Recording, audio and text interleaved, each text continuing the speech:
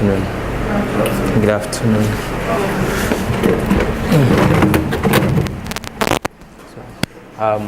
Wale is my name. Wale is my name. So we're all welcome to CFA Level 1 class. And I'm sure we've heard different rumors about CFA.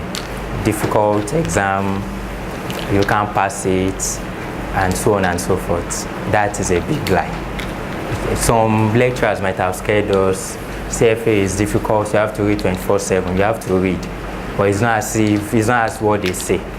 So it's one of the easiest exams to pass ever, as far as I am concerned. At least I've done different exams before, and I can always tell you the fact. So I'm Wale by name. I'm a medical doctor, ACCA, chartered accountant, and CFA. So that's one. So when it comes to CFA, CFA is one of the easiest exams to pass, and I'm telling you point blank. But the only issue about it is if you still need to commit time to it. Some people will say there are no time, that you don't have time, you work from 7 to 7, 7 to 9. That is a big lie. You can't tell me that you effectively work from 7 a.m. or let's say 8 a.m. to 8 p.m. It's not possible. By the time you get to 2 p.m., everyone at work, they've gotten to their threshold. Then you can still do some other things along the line, your tab and so on and so forth. And for those of us that work on the island and live on the mainland, it's obvious that majority of us will be living on the mainland. So if you live on the mainland and you work on the island, it's easy for you to read also. If you drive to work, look for someone. You don't have to employ a driver or something. Someone that will be going to your area or the same office, or those that stay around where you work. You will drive and you read. At least with that, if you wake up or you leave home at 6 a.m., between 6 a.m. to 8 a.m., you have 2 hours already. If you are coming back, the same thing also. 4 hours is gone in a day. 4 times 7, 28 hours. You can do that consecutively, and you are good to go. Those of us that have done ICANN ACCA, we definitely know that you can read it in a day, you can read it in 2 days, you can read it in 1 week, and you still pass. But that can never work for CFA. At least I can talk from my own perspective. When I was in med school, I started ACCA, and I read it for 2 days. So those of us that did ACCA, auditing and assurance, then it was called F8. 2 days, I never opened the textbook before, and I passed. P2, reporting, I read it over the weekend, Saturday, Sunday, and I passed. But CFA, you can't do that. The first exam I wrote, thinking is the same style, I failed. And that's CFA Level 1. I failed CFA Level 1. The same year, I got close to 17 advanced financial reporting. And it was further worsened by the fact that I failed woefully the FRA, which is still the same thing I got close to 70% in ACCA. So it shows that it's a different approach. So a lot of us heard of a lot of first class, they've written it, and some have left and are no longer doing it. I know of some professors in some universities, just to avoid calling names, they've written it and they failed, they've left it also. But where are they getting it wrong is the approach to it. The first thing is reading, consecutive reading. It can't stick. Some people will say, I've been reading, but it's like I've not read it. I've not even read it before. I read chapter 1 5 times. After 5 weeks, you forgot. You will forget. Why? Because you were not born with it, and you didn't learn it from your childhood. If you can't forget ABC, you can't forget 1, 2, 3. Why? Because it was learned from your childhood. But things you learn now, you are likely going to forget. As time, because I don't use a comprehensive style, majority of what I say, majority of what you have on my slide are usually very scanty. I talk more. A lot of people might feel intimidated that, how is this guy able to remember a lot of it? I'm able to remember because I do it several times. In a year, this last year that I went alone, level 2, I taught about 4 different sets. So why will I forget? So I'm not reproducing what I'm saying because I read it somewhere, but because I've taught different people several times again and again. But that will not be that of your own case. because you would have to be reading again and again in order to be able to reproduce it. So we've heard about CFA. There are 10 courses as far as CFA is concerned.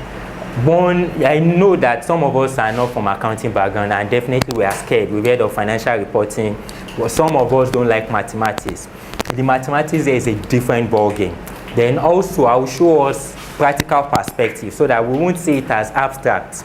I'll show us the way it works on Excel, show us the way it works in practice, and so on and so forth. So even if you had studied Yoruba, you should not be scared.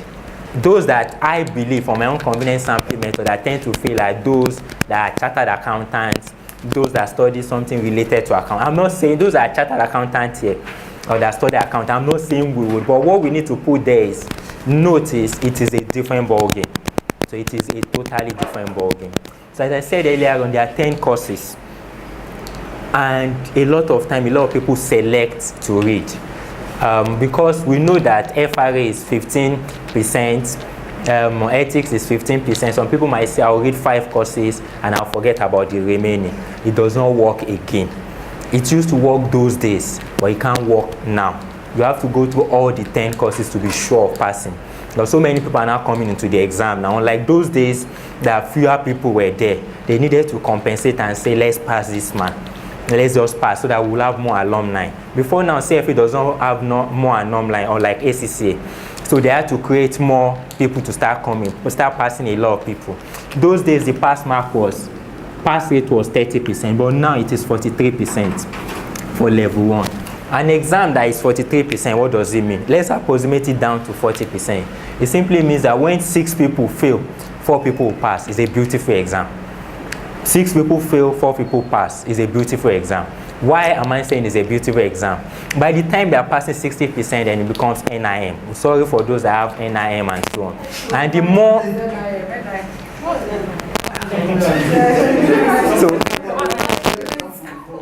So I didn't get that, sir. What's NIM? NIM, Nigeria Institute of Management. So it becomes NIM. And law of demand, we'll learn that here. That's why lawyers are no longer selling. That's why doctors have issues along the line. By the time, if you want to restrict people and you want a particular profession to be well paid, well, if I want to do any exam now, the first thing I will ask is how many people do we have there? How many people do we have in Nigeria that have that qualification? If they are scanty, I'll go for the exam. But if there are a lot of them, that means there is no prospect for you in that exam. So by the time they make the pass rate 60%, so many people will be passing. So if so many people pass, there will be issues for those that have the qualification. So how does the pass rate work? They choose the top 43%. If we are sure that is the way it works, for the last 3 to 4 years, the top 43% has been the pass rate. So logically speaking, if you are sure that those that are coming for the exam this year are not going to read, you as well can decide to relax. Once you are sure you fall among the top 43%.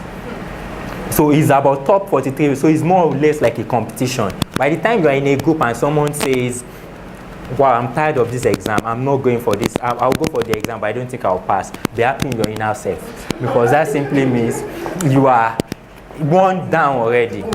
So one down. Another person says, I'll just go and write it, but I don't think I'm prepared. I thank God, yes, he's going to fail also. And so on and so forth. So you go on and on and on and on. And that is it. So that's for the 43%. Then that's that for that. Then we know about the 10 courses. We know about the 10 courses already. Ethics, I'm sure a lot of lecturers will have listed it for us. So we know about the 10 courses. Then what do we need to know again? So that's that for now. That's that for now. Please, the exam is not difficult at all. Once you put, they are just surface questions. Then we have what we call learning outcome statement. Learning outcome statement. So learning outcome statement is what I will follow. Learning outcome statement. And that's what I will follow. And what's the meaning of learning outcome statement? Learning outcome statement simply means that before CFA start writing on a particular curriculum, they will state what you need to know. A particular learning outcome statement will say calculate. If a learning outcome statement says calculate, what you need to know there is just the calculation. If they explain further, you should forget about the explanation. If a learning outcome statement says interpret alone, then you don't have to disturb yourself. If there is calculation in the CFA curriculum, that's just for your knowledge. After passing, you can go back to that. But what you need to know to pass is just the interpretation. So if net profit margin is high, you do not need, because what the LOS stated is, let's say, interpret. If it is high, what does it mean? If it is low, what does it mean? If it is the same as the industry's average, what does it mean? You are good to go. You need not know to know the calculation as far as net profit margin is concerned. So that's that for LOS, and that's what I'll be making use of. So I'll be taking the bulk of the CFA here. I'll be taking FRA and I'll be taking QM. So FRA is 15%, QM is 10%. Let's be rest assured, it's one of the easiest. We should just open up our mind, regardless of whatever we've heard before. We should be rest assured that the exam is very, very easy, but it will be easy for those that read. There are no miracles anywhere. If you hear, maybe you've heard of people that tend to lie. People lie about their success story. They won't tell you they failed. They will tell you, I read for one month and I passed. It's not possible. I read for even if you have a PhD in finance, you can't read the CFA curriculum for 1 month. It's not possible. If you are a professor in finance, it's not possible for you to read for 1 month. So it's not. Let's forget about those success stories as far as we are concerned. So we'll be talking about QM.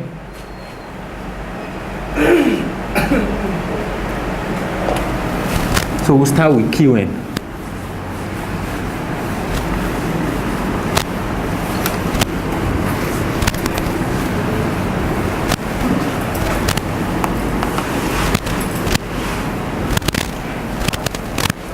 So we'll start with QM. So there are 8 chapters as far as QM is concerned. I'll be taking FRA also. There are 12 chapters, but for now we'll be focusing on QM. So we have this learning outcome statement. So we'll be starting with this. But before we go into this, I argue with people that CFA is more of a glorified secondary school exam. So there is nothing we are doing that we'll be doing here that it's new. It's what we have been doing. Before I move on, I'm sure a lot of us know about simple interest. And those days, simple interest is principal times rate times time over 100. If I invest 100 naira, or let's say 1,000, and you were told that the interest that you will earn on this per annum is 10%, a lot of us can easily calculate the simple interest at the end of 1 year. So at the end of 1 year, let me put this as time. At the end of 1 year, the simple interest will be principal, which is 1,000, times the rate, which is 10% times 1 over 100.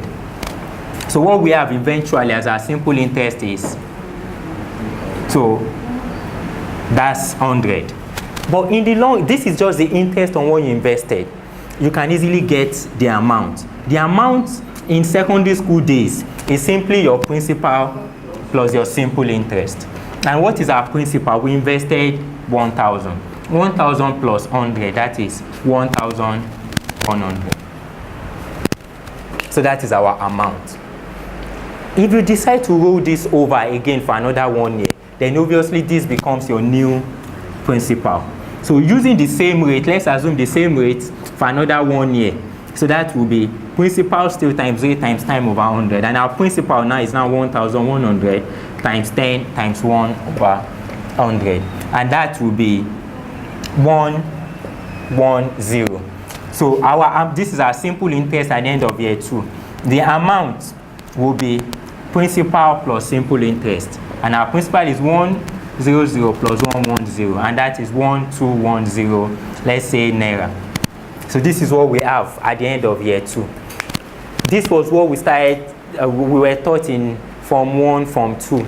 Later on, Form 3, they added a formula called compound interest formula. And for compound interest formula, what were they saying? For compound interest formula, they said amount equals to principal into bracket 1 plus r raised to power n. That was what we're using then. So instead of wasting your time to calculate interest in piecemeal, you can easily get the amount directly. How much did you invest now? You invested 1,000 now. What is our rate? Our rate is 10%. Let's convert 10% to decimals. Raised to power. You're interested in the amount at the end of year 2. So this is 2. So this will obviously be the same answer. And that is 1210. So that is the amount at the end of year 2. So we can see that it's easier, and that is why simple interest, compound interest sometimes is called interest on interest. Why is it called so? It's called so because before you arrived at this compound interest amount, what we did was to find the interest on this principal, then we rolled that amount over and we found the interest on that. So that's from secondary school days. But modifying this further,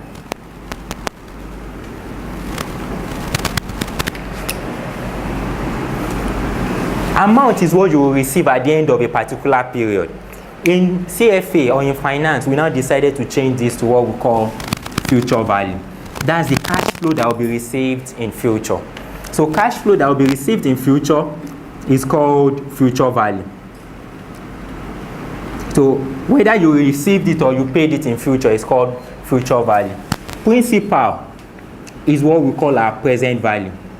That is the cash flow invested now or paid now. So we decided this is still 1 plus 1 over I.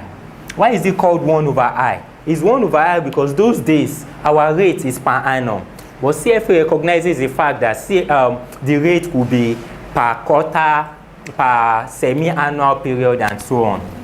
Then raised to power n. So by our n, let me asterisk it for now. Our n. You say 1 over y? Y, yes sir. 1 over y, yes. So what is our I over y. So what is our I? Our I is our interest rate per annum. We all know that banks quote on a per annual basis. So banks, if you go and meet a bank and you tell them you want to invest in so, they will tell you your rate is 20%. Some people might say your rate is, let's say, 18%. If they tell you 18 or 20%, don't be deceived. You have to prorate it back to the period you're investing in. Let me give a typical example. If I want to invest 1 million now for 9 months, for let's say 1 month, you now ask a banker that what is the rate in their company. He might tell you it's 10%.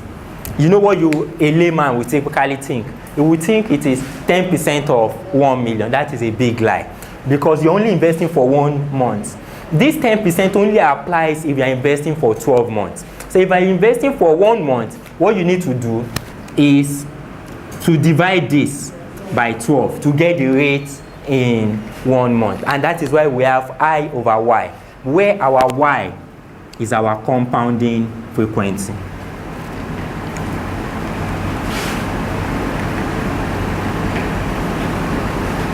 So our y is our compounding frequency.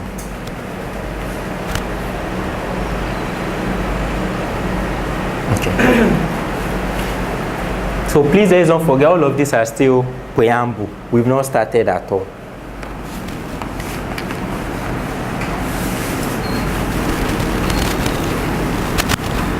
So another thing to note is that if we are converting present value to future value, it is called compounding. If we are converting future value to present value, it is called discounting. So as a portfolio manager, someone gain admission to Lagos Business School, or let's say Harvard Business School, and the fee is $100,000, and this will be paid in 4 years' time from now. You will resume in 4 years' time from now. You can go and meet your portfolio manager that how much should you save now in order to be able to earn this in future. So what your portfolio manager will basically do is to discount your future value. That's the amount you would pay in future to the present value. And that's what we call discounting. So let's not forget, present value to future value, compounding, future value to present value, discounting.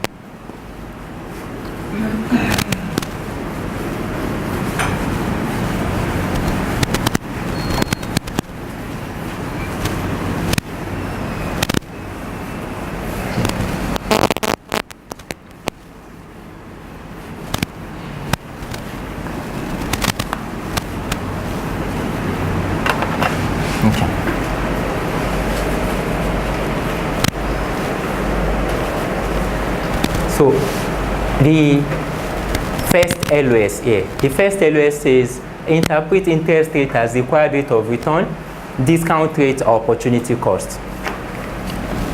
So you can see you were not asked to calculate. Interpret is what the LOS says. Interpret interest rates as required rate of return,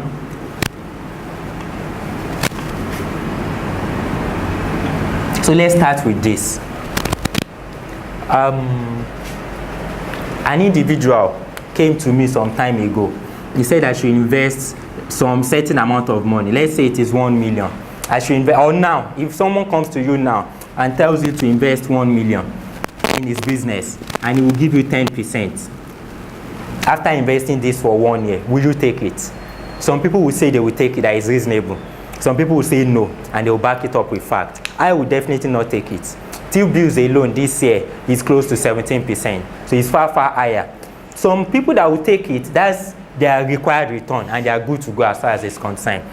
But for someone like me, I won't take it because that's not my own required rate of return. So you can guess what required rate of return is. The definition is the minimum return an investor requires to earn on the capital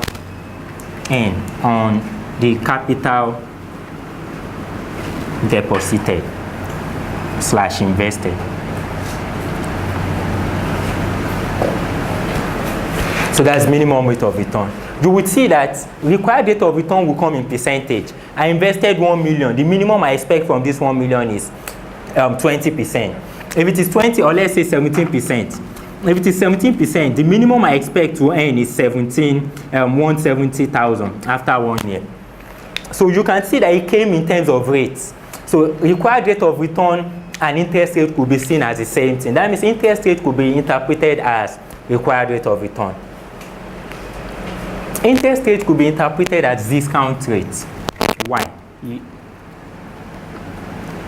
I approached my portfolio manager that 1 million is what I want to earn after retirement. $1 million is what I want to earn after retirement. How much should I save now that will grow to this 1 million? What will it do? It will discount this 1 million to the present value. So it will discount this 1 million to the present value. So by converting your future value to the present value, a rate is required here. That's the discount rate, which is discounting. So basically, the rate that is required could also be interpreted as interest rate.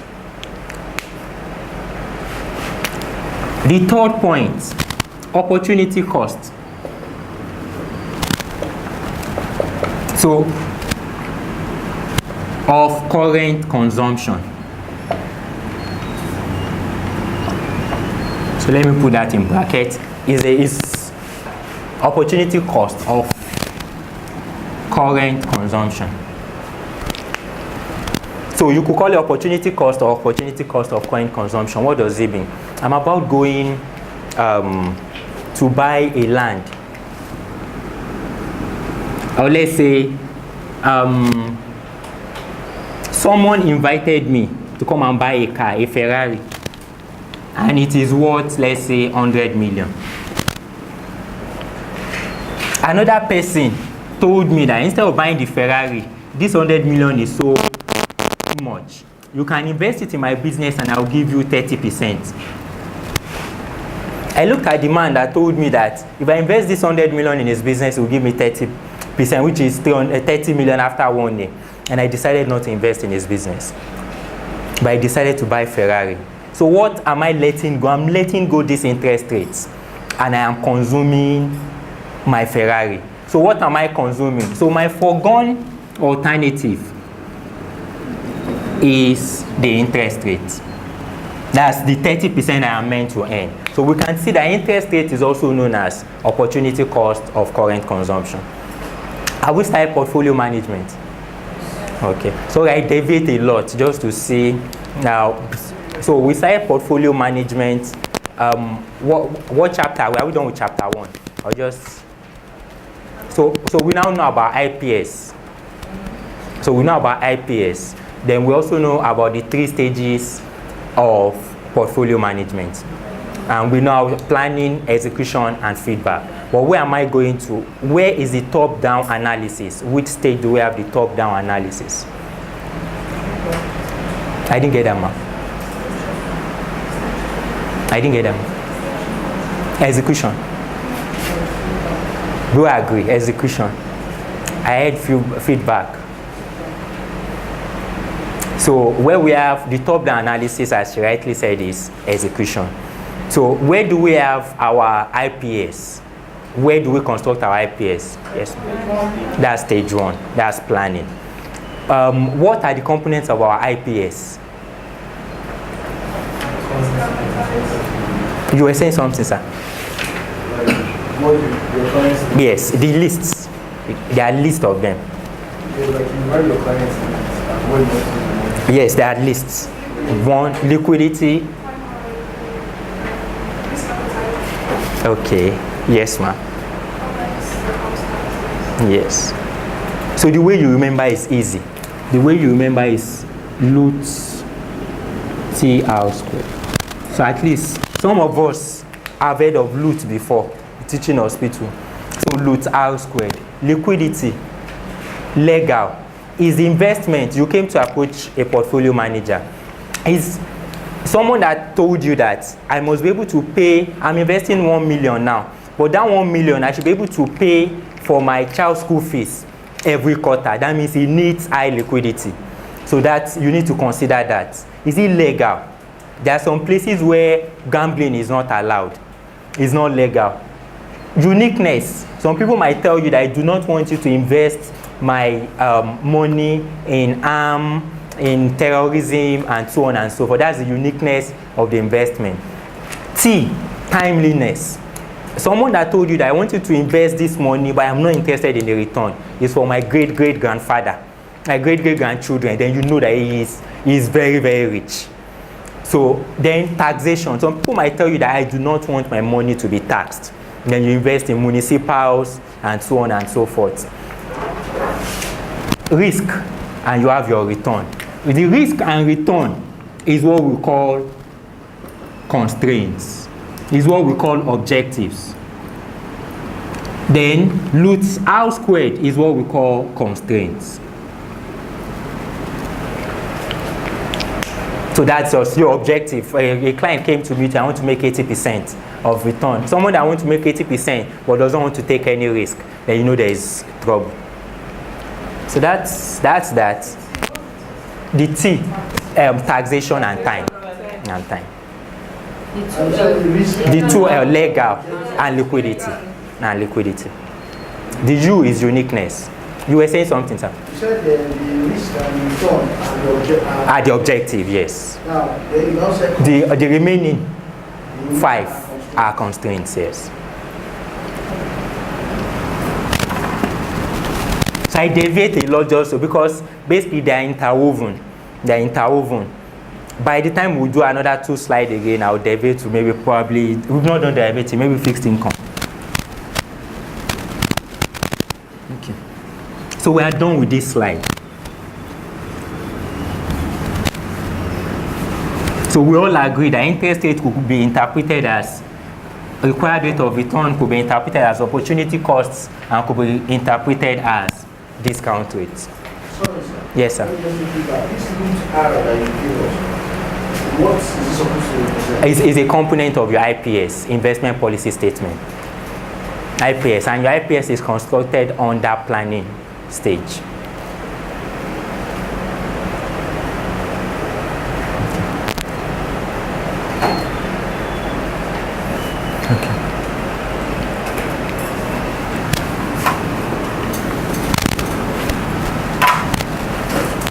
So the next LOS, 6B.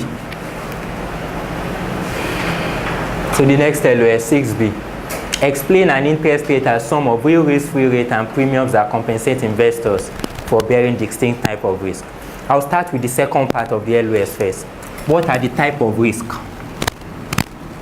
that an investor can bear?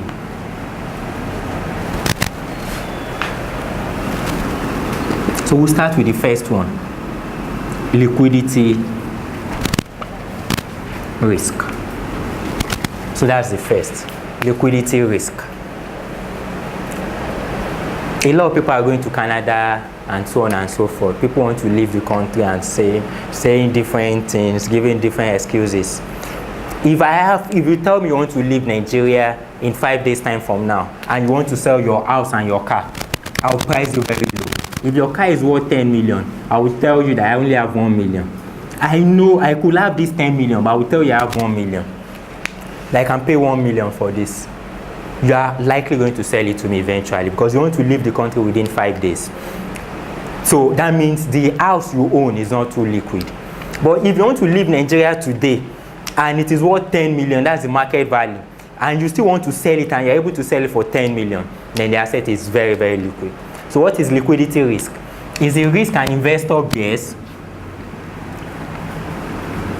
as a result of selling a security as quick as possible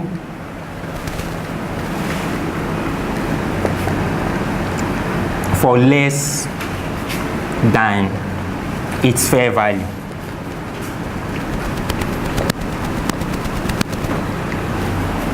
That's liquidity risk. So liquidity risk is the risk an investor bears as a result of selling an asset or a security, selling a security as quick as possible for less than its fair value. That's liquidity risk. If once you're about to invest in a stock and the asset is illiquid, then you demand for higher premium. You want more return. You want them to pay you. I'm investing 100 million in your company. If I'm investing 100 million in your company, the question is, if I want to cash out, I want to leave your company now, can I sell that stock that I own in your company or the share I own in your company for 100 million? If it is no, then what does that mean? That simply means that I will demand for higher return. And that is why if I'm issuing a bond, okay, maybe I should just quickly talk about what a bond means. I'm sure the fixed income, where did we stop in fixed income? So I'm sure you must have talked about bond indenture. Okay, so he talked about bond indenture. So bond indenture is a contract guiding two individuals. And the two individuals are borrower and the lender. This is in layman language. Please, I'm deviating here because we need to understand that to be able to proceed. So who is the borrower? From English language, they say the borrower is the person that does not own the asset.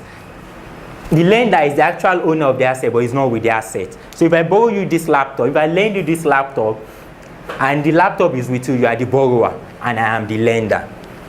So if I say XYZ company issued a bond, by saying XYZ company issued a bond, what does it mean? It simply means that XYZ is the one in need of money. Please, it is not XYZ that is giving people money. It is XYZ that is in need of money. So if XYZ issued a bond worth, let's say, 100 million, then it is XYZ that is borrowing money from other individuals. They issued a bond to the general public worth 100 million. That means people will now start borrowing them 100 million. And I give them 5 million, another person will give them 10 million till the 100 million is complete. Once it's complete, they will state in the bond indenture the rate is so. Interest rate when it comes to bond is what we call coupons. So if I say coupon, it is still the same thing as saying interest rate. But what I'm only telling, once I mention coupon, then you know what is involved is basically bonds, not loan and so on and so forth. So that's coupon rate, yes, coupon. So coupon and coupon rate are basically different. So coupon rate is the rate. Then the rate on the face value, which I'm sure later on would, I don't want to go a bit complicated. So coupon rate on the face value is what we call coupon. So basically we could call this coupon rate since we are talking in terms of interest rate. So coupon is now the monetary value attached to it. Okay, coupon is the monetary value attached to it. And the rate is the interest coupon rate, yes. So if I say coupon rate 10%, that means I'll be talking in terms of percentage. But if I say coupon, then I'm talking in terms of payments. Now I'll pay you 10,000 per month. I'll pay you 10,000 semi-annually and so on. So we have our bonds and we have borrower and lender. So XYZ here is the borrower, and the borrower is what we call. Oh, sorry, please. It's called the bond issuer. The lender is the person we call the bond holder. So this is the borrower and this is the lender. So why is it called the bond? It's logical. It's a bond between the two of them, the borrower and the lender, and that was where the name was gotten from. So it's a bond between the two of them. I will pay you a certain amount of money every 6 months. So there are different types of bonds, but I'm not going there for now. I will still go there once fixed income has touched it. There are different types of bonds, but I'll just talk about the conventional type of bond. Anything in finance that is conventional is called plain vanilla. So once you hear something plain vanilla, then you know it is conventional, whatever we have after it. Plain vanilla swap, conventional swap. A typical swap, we heard about Nigeria doing swap. There were currency swap and so on and so forth. That's not a typical swap. A typical swap is I am paying interest rate on your loan, and the other party is paying fixed and you are paying floating. That's what we call a typical swap, and that's the conventional swap. But we are not still going there yet. So a typical conventional swap, what it simply means is that there will be maturity period. A typical conventional bond, there will be maturity period. Maturity period is the period between issuing the loan and the expiration of the contract.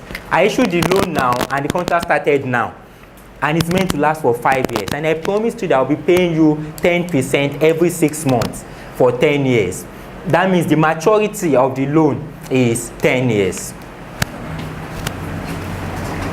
So I'll be paying you every six months 10% of what you borrowed me. Every 6 months 10%, and so on and so forth. So that is the way we get our coupon. So now, the question now is, if I want to sell the bond today, can I sell it for what the bond is worth? There are some bonds you can sell it for what it is worth. A lot of loans, bank loan and so on and so forth, what they now do is simple. They tell you if you have treasury bills, you can use it as collateral. It's logical because it is very, very liquid. They are certain that you will earn certain amount of money at a particular date and time. But if I am issuing a loan, I could wake up today and say I want to issue a loan worth 100 billion. Some people will buy, some people would not. Those that will buy are those that purchased MMM. And what I would do basically is, by the time I tell them the interest rate is 50%, if the interest rate is 50%, people they will buy. They will quickly buy. After the first amount, I pay them 50%. When it's time for the second amount, then I run away. So once I run away, then you know that there's an issue with that type of bond. And that type of bond, can you sell it to another person? No. It's unlikely you'll be able to sell it to another person for what the bond is worth. And that means you must have incurred liquidity risk. And that is the main reason why I'm paying you 50%. I'm paying you 50% because I know I could default at any point in time. And when I default, the question is, can you sell it quickly to another person? No. No one wants to purchase your bond. So that is liquidity. So liquidity has to do with the fact that you can't sell it for what the bond is worth. we have default risk. Please, let's not forget, if the liquidity risk is high, will you demand for a higher premium or a lower premium? You will demand for a higher premium, because that means the individual could default. Once you want to sell it, you'll be selling for a lower amount. So why will you not demand for a higher premium? So at every point in time, if, let's say, the government wants to issue T-bills, they know they are liquid, so they will be ready to pay. They might mark this as 0. They are not paying you any return on this. Default, have they defaulted before? No. They might pay you 0% on this, and so on and so forth. But for me, issuing a bond, I'm not liquid.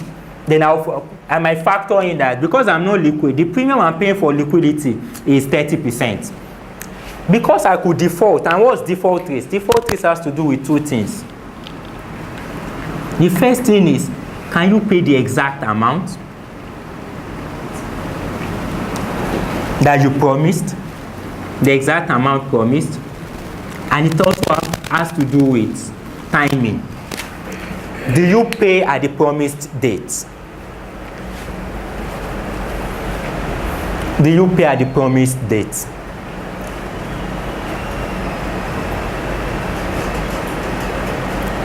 So I promised you as XYZ that I'll be paying you 10,000 every six months. And that is January, let's say July 1 and December 1. Or let's say June 1 and December 1. 10,000. I paid you 10,000 in June. June 1, I have not defaulted.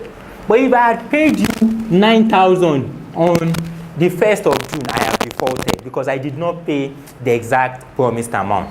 If I paid you 10,000, but I paid you on the 2nd of June, I have also defaulted because I paid you the exact amount, but I paid you after we agreed that I'm going to pay.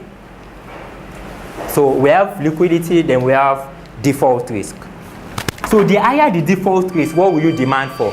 You will demand for a higher default risk premium. If the default risk is low, then you demand for a lower default risk premium. The third risk we'll be talking about is maturity risk.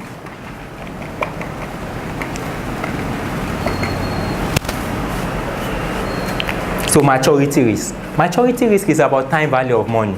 And what's time value of money? Time value of money has to do with the fact that if I promise I will pay you 30 million now, or I should pay you 30 million in 2 months time from now, which one will you prefer? Some people will say they prefer in 2 months time from now. That means the person doesn't understand finance. And that's why some of us don't go into all these monthly payments. I'll go into all these monthly corporation payments if you allow me take first. If I take first, then I can invest the money. But if I will take class, it doesn't make sense to me. So if I can take first or midway or 2 days, 2 months after or 3 months after, it makes sense. I can invest it somewhere else, earn return, and I will have spread. But if I'll be the last person, I'm wasting my time. I could have invested the money somewhere else. It will be yielding, if I'm contributing 10,000 per month, 10,000 this month, contributed to T-bills, 10,000 next month, contribute money market, and so on and so forth. I have little return. That pays me. I'll just be stringent about it. Go to my bank, forget about my ATM, throw it somewhere else, give them standing order, move it to this, and so on and so forth, and I'm good to go. Once the salary comes in, they move it to wherever money market. So that's time value of money. Time value of money simply means money today is worth more than money in future, or money yesterday is worth more than money today. And that's why a building some years ago could buy $1 could buy a building, but you can't buy a building today. So the same thing still applies to this. You invested $1 in 1900. This $1 that I invested in 1900 was a lot of money then. And they promised that they will be paying you coupon annually 10 kobo. It's still a lot of money. Before I go out of this, before I go into this, let me just quickly explain what we call perpetual bond. A perpetual bond is a type of bond that you will pay coupon forever. It's not as if it's forever in quotes, but it's forever logically, because at a point in time it will lose its value and you will not be able to come back for your coupon. You purchased a bond in 1900, $1 is a lot of money. 10% of that is 10 kobo. You were paid 10 kobo year 1, 10 kobo year 2, 10 kobo year 3. By 1970, you still went ahead to collect the 10 kobo, maybe because it's still a lot of money. I'm sure by now you'll have forgotten about the bond because it does not make any sense again. So that is what we call maturity. Maturity risk has to do with the fact that you're investing in longer period bond than a shorter period bond. So you are incurring risk. So once you invest in a longer period bond or longer duration bond, the risk is higher than a shorter period bond. So that is why if you're investing in T-bills of 90 days, they might pay you 14%. T-bills of 180 days, they might pay you 18%. T-bills of 1 year, they might pay you 21% and so on and so forth. That's that for maturity. So these are the type of risk you need to consider. And please let's not forget, the higher the risk, the higher the maturity risk premium. So these are the 3 types of risk. So the fourth one that the LOS wants us to know about is what we call inflation risk.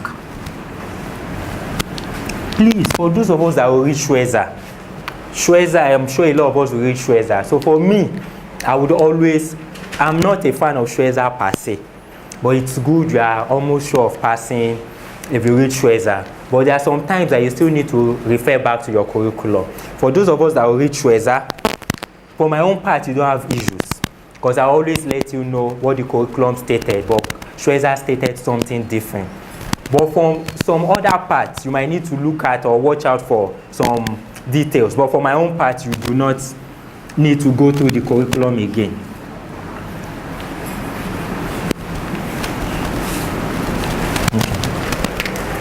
So the fourth is inflation risk. Schwezer did not mention this. So inflation risk.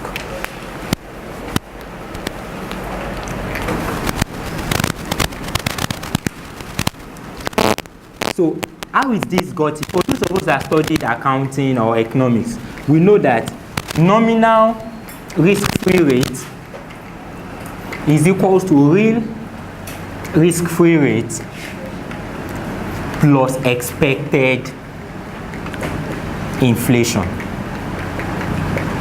I'll put in bracket premium, expected inflation premium. So it could be expected inflation alone or expected inflation premium. Please, this is not actual. This is not actual. Please, it's not actual. So it is not actual, it is expected. The actual will have been incorporated in the real. Please, it's not actual. So if they are paying you return now, the rate you earn today has incorporated inflation already. That's the actual inflation. So please, it's not actual, it is expected inflation premium. So this is where the inflation risk comes in.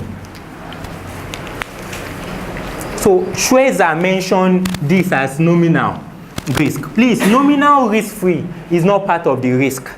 It is inflation risk that is part of the risk. But the way you calculate your inflation risk is by getting your nominal and your real. If your real is 10% and nominal is 12%, you can get your expected inflation premium. And your expected inflation premium will be 2.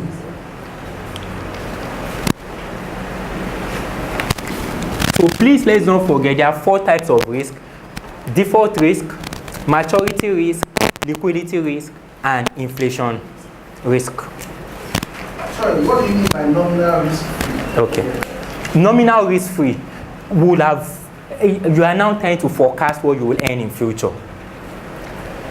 Real has inflation already. I want to pay, you are investing 100 naira now, invested it today, and you want to collect return on it today. I will pay you the return that has inflation of yesterday, the actual inflation in it. So I'll be paying, let's say the return is 1%, and inflation, the actual inflation is another 0.5. So I'll be paying you a return of 1.5% today. So that's the real risk-free. That's today. It has actual inflation in it. But nominal risk-free has to do with the future. In future, I'm investing 100 million now, but I want to earn certain amount in future.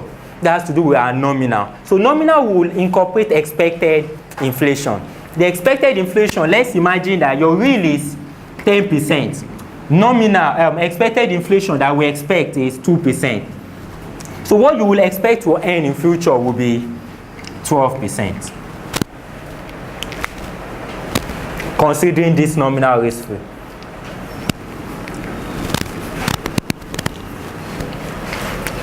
So interest rate in the market, how do you arrive at it? The way you arrive at it is real risk-free rate. Please, let me just, for those of us that are not from accounting or finance background, what is risk-free rate? Risk-free rate has to do with return you earn on T-bills. There is no risk involved. You are sure you will get 10% at a certain date and the company will not default. So real risk-free rate plus expected inflation plus default risk premium or liquidity risk premium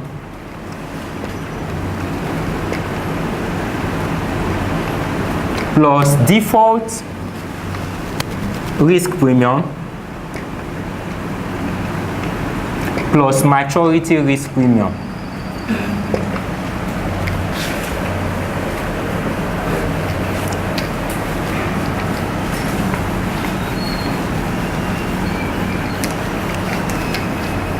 Plus maturity risk premium.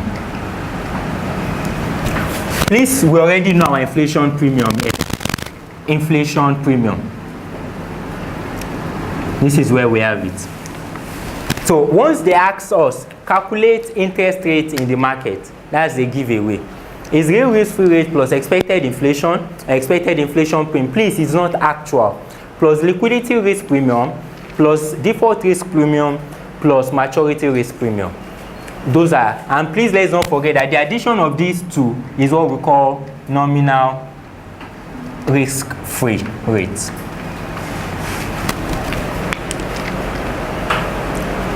So let's look at this question on the board.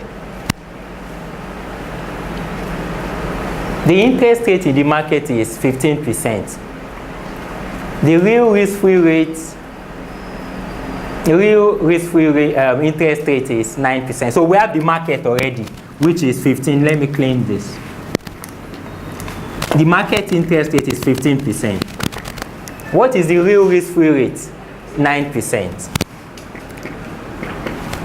We are not using actual. Actual has been incorporated in this 9%. Expected inflation or expected inflation premium is 4%. What does the question say? The question wants us to compute the sum of liquidity and maturity risk. So let's say A, the answer is, it could be the following, except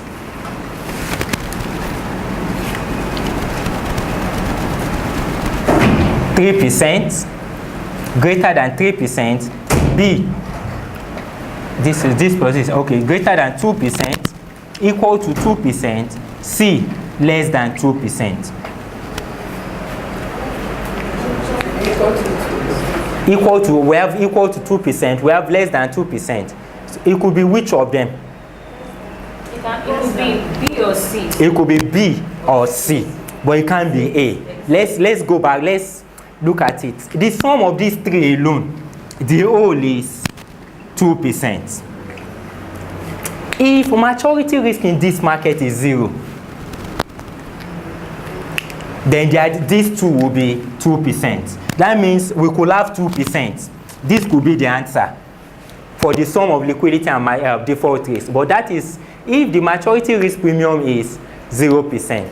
But if there is a value to this maturity risk, let's say 0.5%, what will be the sum of these two? 1.5. So it will be less than 2%. So this will also be the answer. So the odd one out is A. So the answer can never be 2%. And a giveaway question will be what is the sum of liquidity risk premium, maturity risk premium, and default risk premium. That is obviously 2%. That can be greater than or less than. It is sure that it is 2%. Okay, let me allow us write. So there is in the curriculum, end of chapter curriculum question, there is one question there, the first question in the end of chapter curriculum question. But I have my own that we need to go to. If care is not taken, a lot of, that's end of chapter curriculum question number 1. So once we are done with this, we will see the next slide.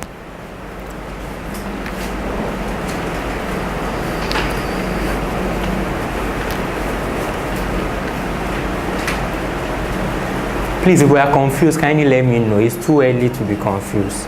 It's just too early. If we are confused, kindly let me know.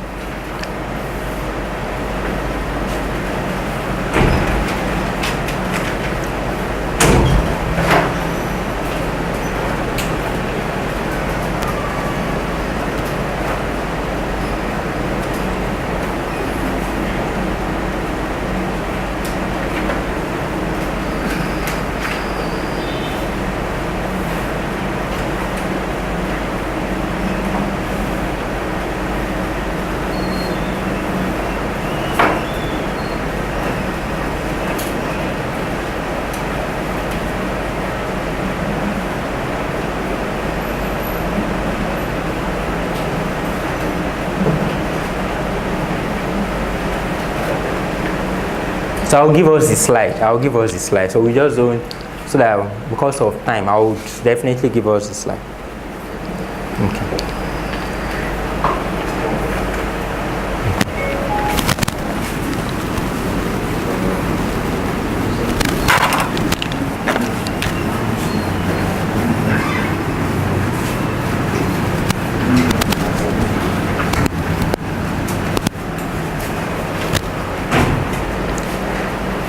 So let's look at this question. This question is close to, this is my own question.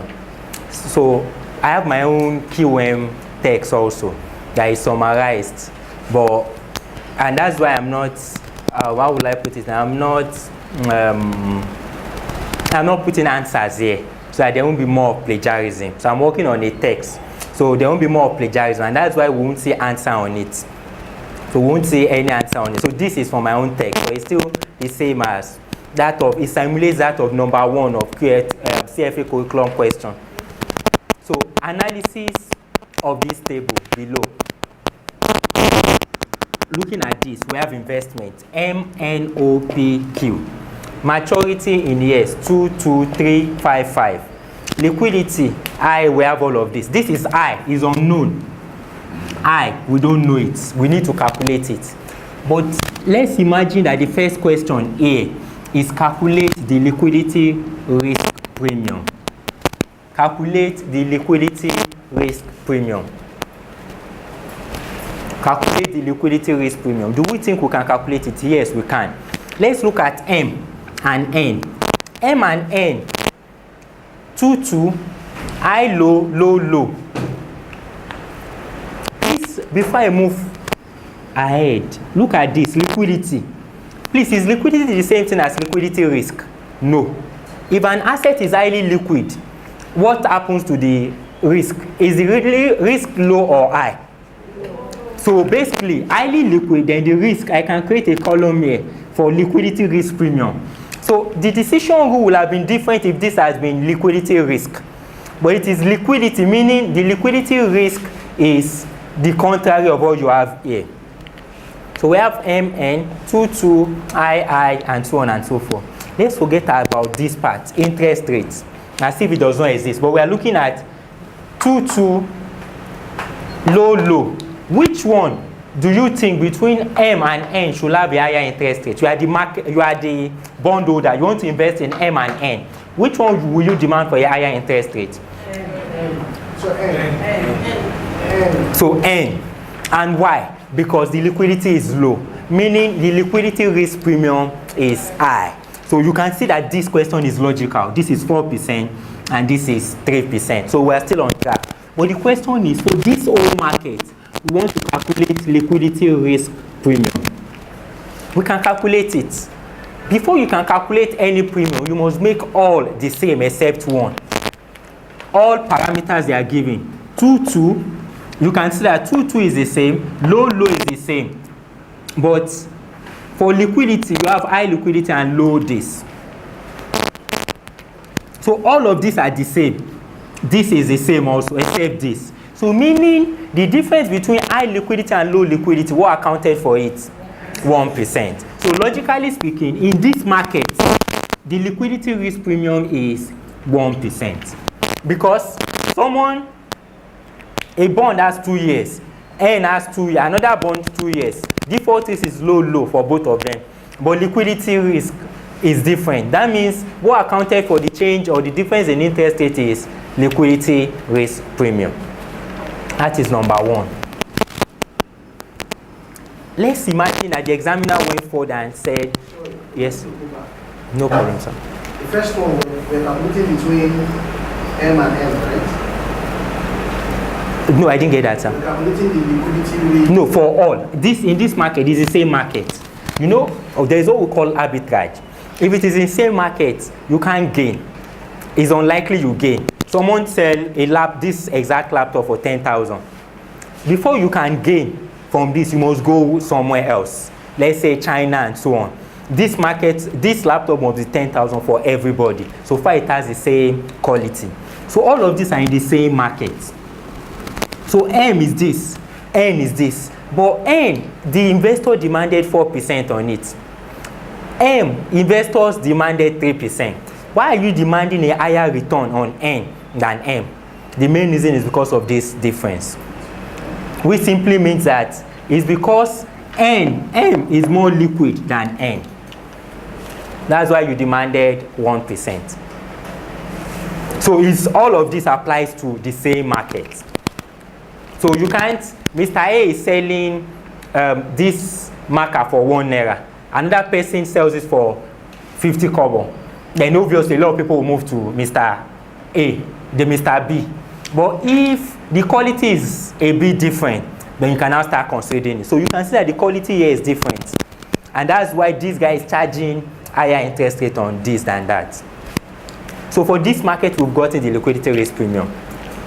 Let's move to default risk premium.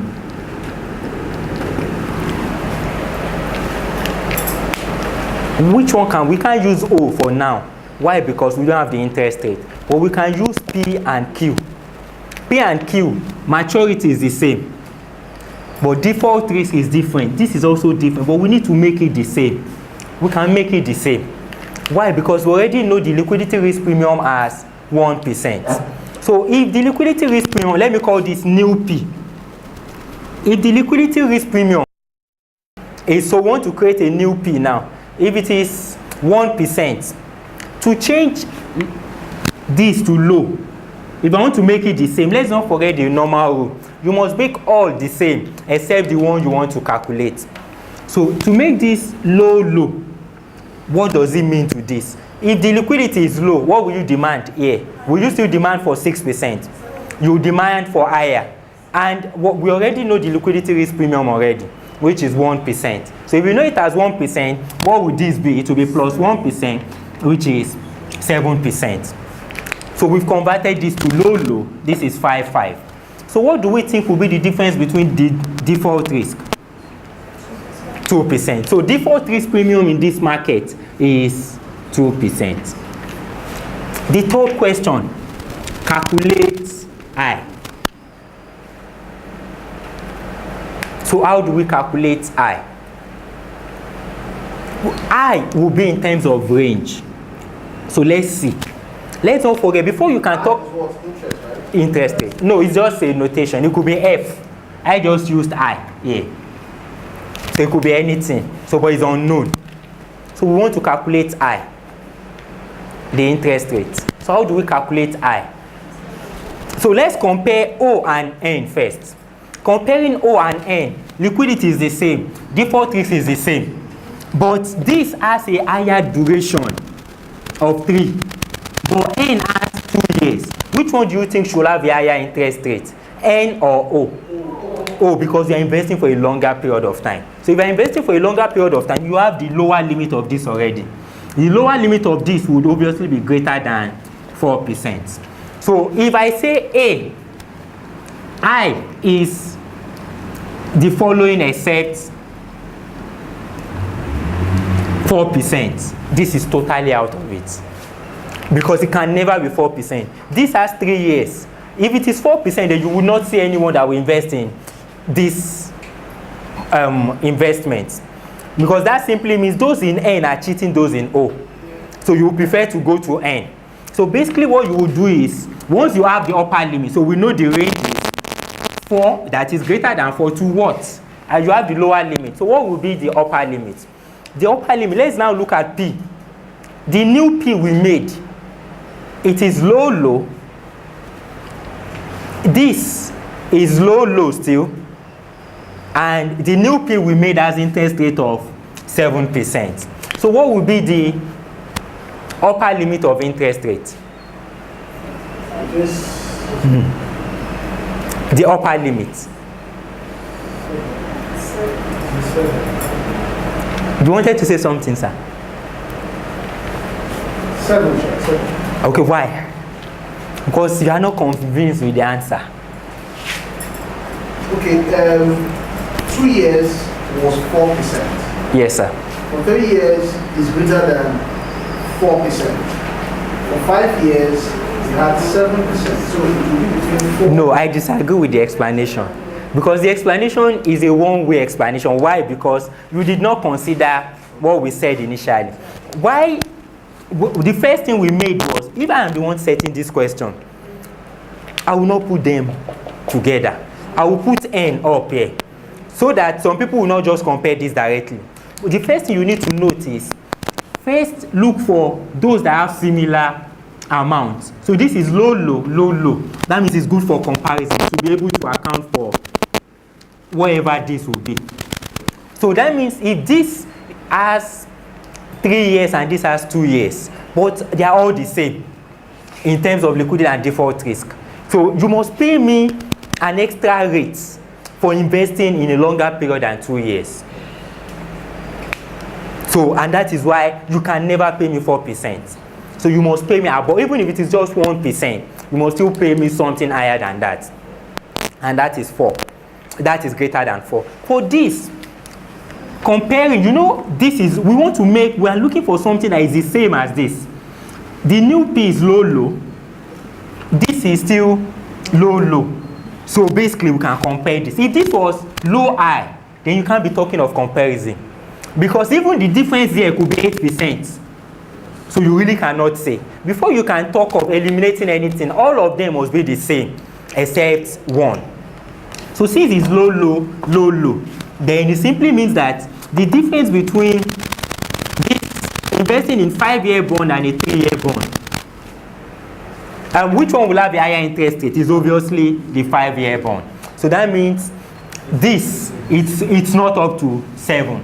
It's lower than 7%. So if you now see another answer as 7% and see another answer as 5%, I is likely going to be which of the following except, or is likely going to be, I is likely going to be which of the following 5%. So that's easy. Okay. So we can move to the next.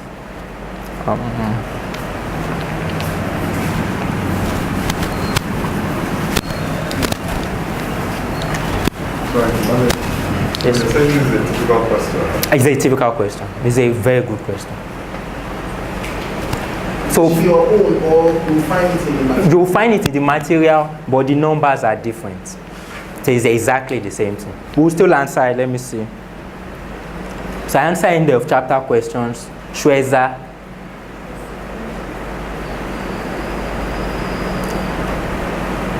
So look at this now. So this is that of the curriculum. This is the exact thing you will see in the curriculum. So this is it. So once you can do mine, you can do this also. Maturity in years. So it's the same thing. What is the default risk premium? Liquidity risk premium. This is 2.2. This is low, low. The difference between this is 0.5. So liquidity risk premium is 5%. This is the curriculum. B, what is the default risk premium? This is 8.8. Make this the new low, so that it will be low, low. So the difference between, once this is low, what happens to this? 4.5%. So the difference between this is 2%. That's default risk premium. What is the range of our R raised to power R3? That's number C question. Number C question needs to be higher than 2.5 because this is low, low, low, low. But 7 is higher than this. So that means the rate here will be higher than 2.5. So that means it's greater than 2.5 but less than 4.5%. That's just it.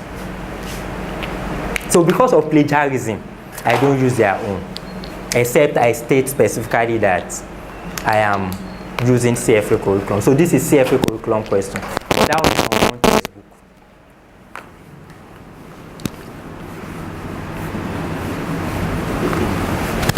Okay.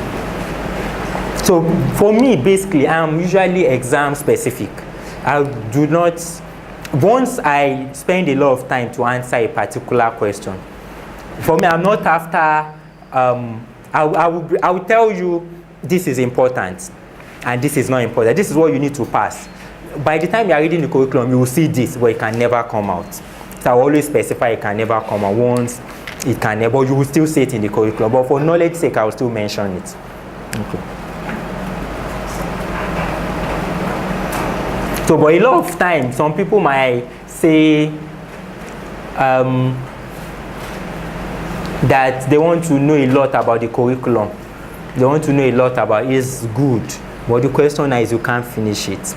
If you understand the law of volumes when it comes to reading, if you have if you are reading 800 pages and you are reading 200 pages, you can master that 200 well.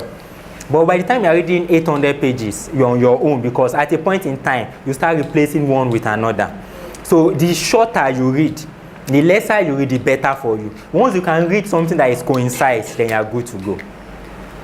Okay, so we are good to go on this. So now effective annual rate. Effective annual rate. So this is LOS 6C. LOS 6C. Please, do we all have calculators, financial calculator? Okay, so that means it would, I don't have my own here. Because we can't,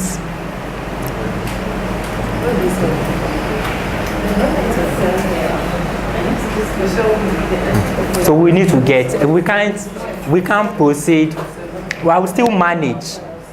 I'll manage, and I didn't bring my own. But does anyone has just one? So we can at least share. Okay, at least we have. Okay. So, for CFA ethics is very, very fun, and that's why I like the exam. In CFA ethics, by the time we start ethics, CFA ethics, for those that have written ACOI, you might come out and start abusing the examiner. If Wale is the examiner, they just go online and they say, that examiner is a foolish person. I've seen ACCA people do that a lot. After the exam, it's like they start abusing him and so on. They don't do that in CFA. CFA, even when the examiner did do something very bad, everybody will remain silent. CFA will greet you, best of luck. Those that will be commenting are those that have qualified. It's just best of luck, best of luck, best of luck. You won't see people, whether on Facebook, Twitter, and so on. Those that want to come, maybe CFA candidate will just say, thank you, thank you, thank you. You won't see word rubbish. You won't see funny statement like that because it's stated in their CFA ethics. When it comes to ethics, you can't just come out and say the question that came out on the exam day. So questions that came out on the exam day remains with you forever. But we know we're in Nigeria though. But it will remain with you. If you are caught, you're on your own. So whatever question, and you should not give people clear ways to remember. Wow, standard deviation question was very, very demanding. There's a clue already. Once you write that online, a Nigerian's license has been seized before. So a Nigerian license has been seized. He's a chartered holder and so on. His license has been seized. So because he committed errors, issues like the ethical issues. So one of the ethical issues that we'll still learn, and that's why ethics is 15%, that we'll still learn, is that you cannot use Casio calculator on the exam day. You could be suspended for 5 years. Men bring a Casio calculator, even though it can't help you, you could also be suspended for 5 years.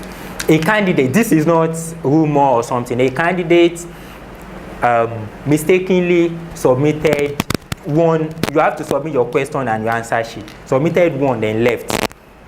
On leaving, let's say I submitted now, left the examination, then remember that he had to submit the order. Then quickly came back, and that was the end. So was it 5 years or 10 years suspension? Like, so they just give it generously when it comes to ethics. So the ethics is on another level.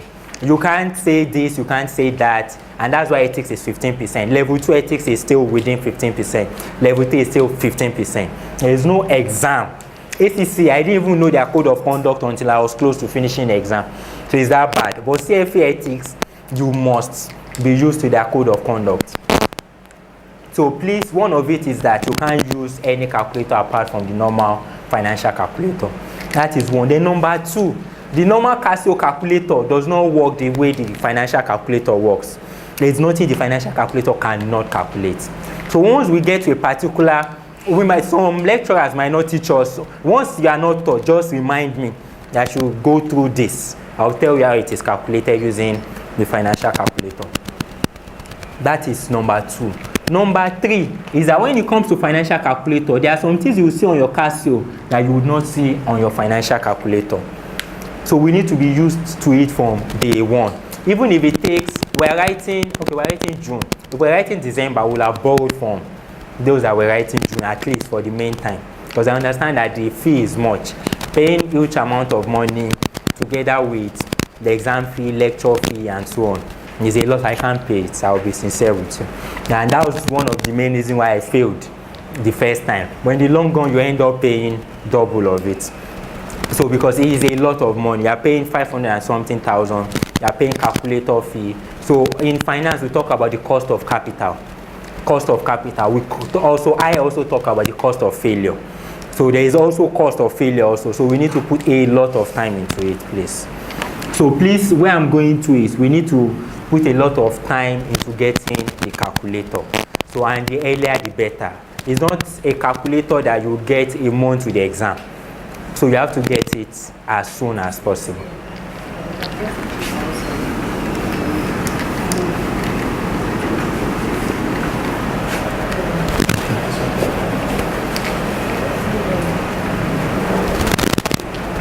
Okay, so effective annual rate. So I'm meant to stop. What time am I meant to stop? 6, okay. Effective annual rate.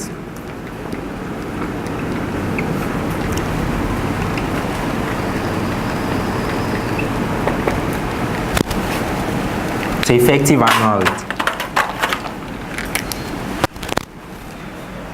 So what's effective annual rate? Let me give a typical example before we go to formula perspective.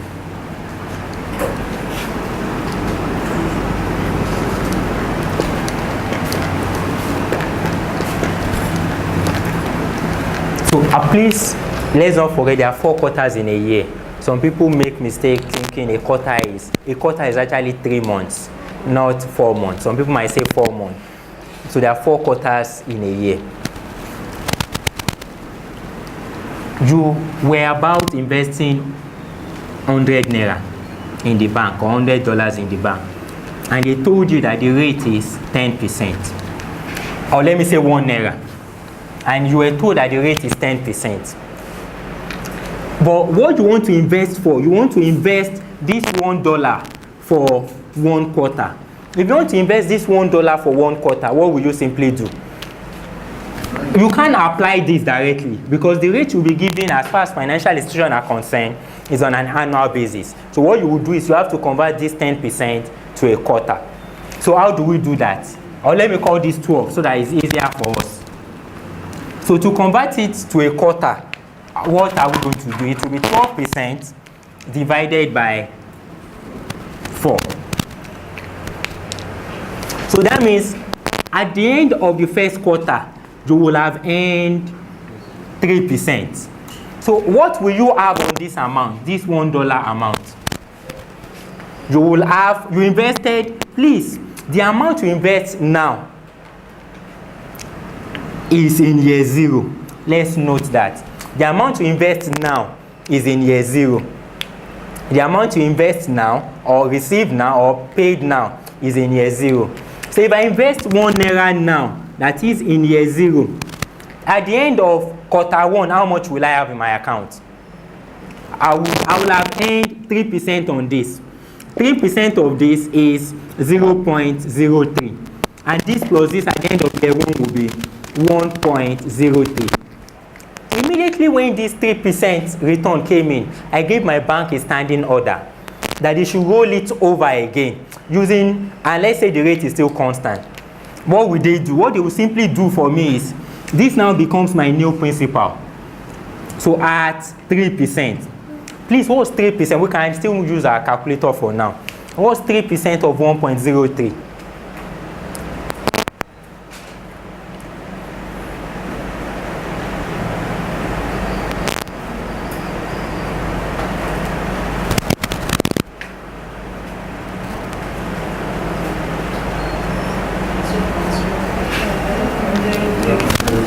$0.0309. Okay. So adding this to this, it will be 1.0609. But you know this is a waste of time by finding 3% of this. What you can easily do is the whole of what you have here, multiply it by your principal, which is 100%, plus your interest, which is 3%. And you will be multiplying eventually by 103%. If you multiply 1.03 by 1.03, 1.03 by 1.03, you will still get the same answer as this. So 1.03 squared will still give you 1.0609. So instead of doing it in piecemeal by finding 3% of this, then you now add 3% of this to the principal. That's more or less like a waste of time. So that is another shortcut is by saying 1.03 squared or times 1.03.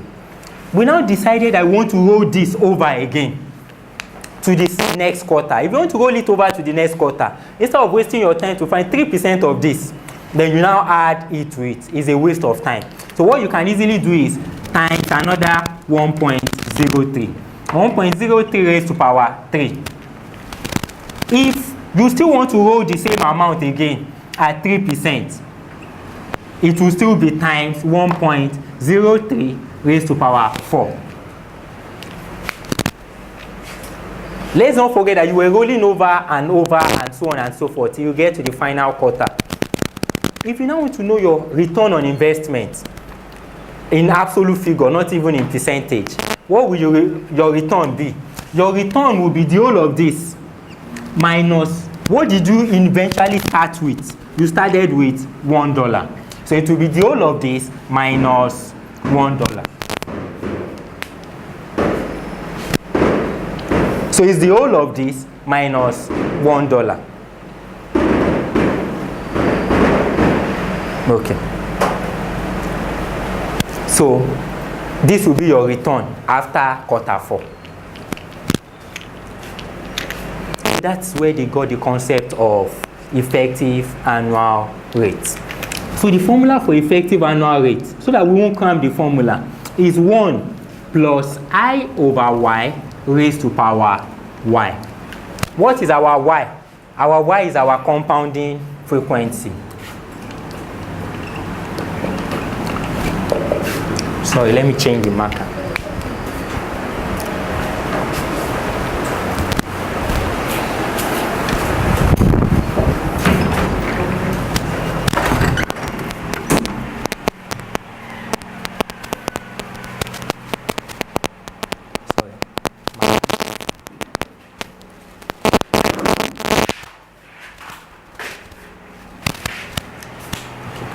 Thank you.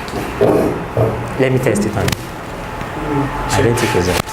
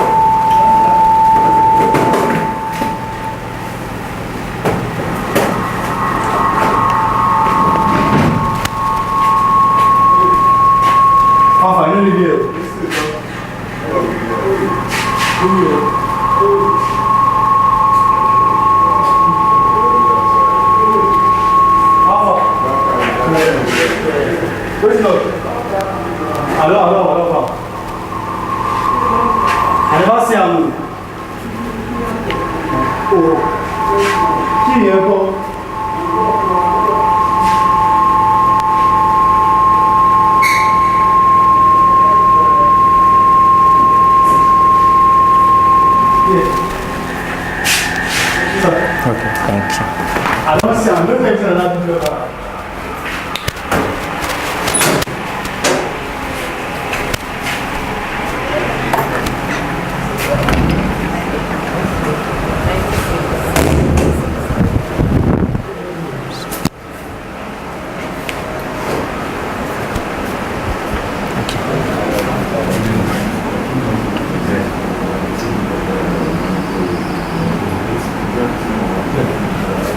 So, effective annual return.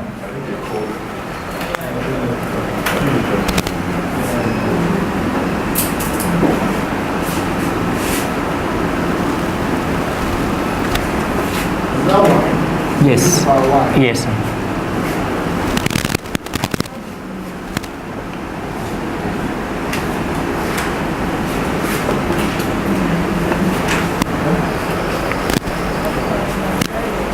Okay. Minus 1, yes. So this is the formula.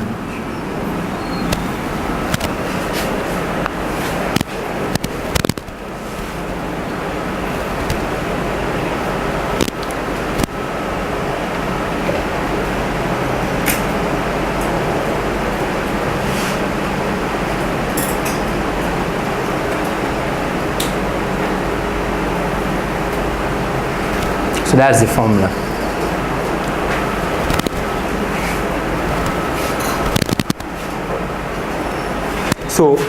So we now know the basis behind it. Instead of committing this, cramming this, we know why they wrote this. Here now, for the 12%, you were given per annum as 12%. 12% divided by 4. You've gotten this is for you to get 12% divided by 4. And that is why it is I over Y plus this. Raised to power what? 4 minus 1. Please let's don't forget this is the same thing as saying 0.03. And that is 1.03 raised to power 4 minus 1. The whole of this is the same thing as what we have here. So this is the manual way of doing it, where you roll over again and again till you get to the final year. But this is the actual way of getting it done. So this is the one we need to know. But I'm just trying to explain how this formula was derived. You have your per annual rate, they converted to a quarter, then after doing that, they rolled over for another period, rolled over for another period, and so on and so forth, till they got to the final period. And because they are interested in the return from the day year 0 you start investing, so it will be the final amount minus this, and that is why we have minus 1 in the formula.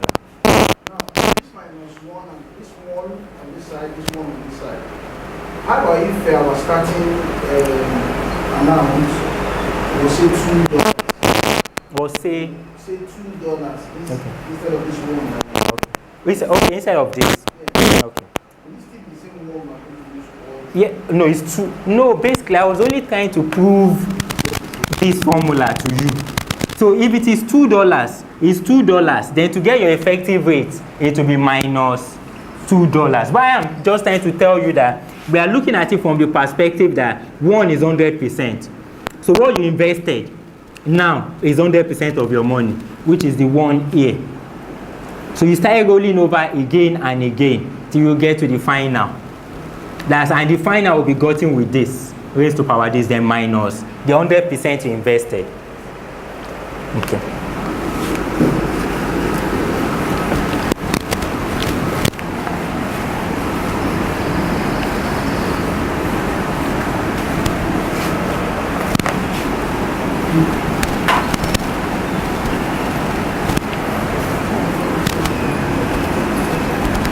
Okay. So now let's go back to this question. We're given stated annual interest rate of 12%. So annually, semi-annually,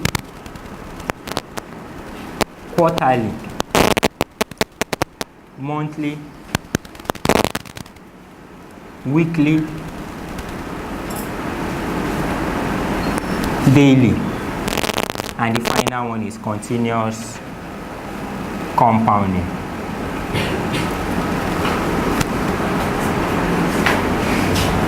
So what is our compounding frequency?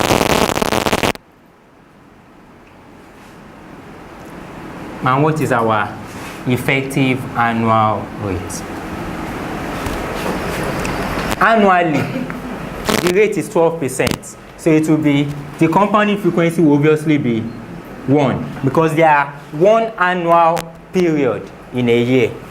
So calculating this, it will be 1 plus 12%, 0.1 2 over 1 raised to power 1 minus 1, which is still 12%.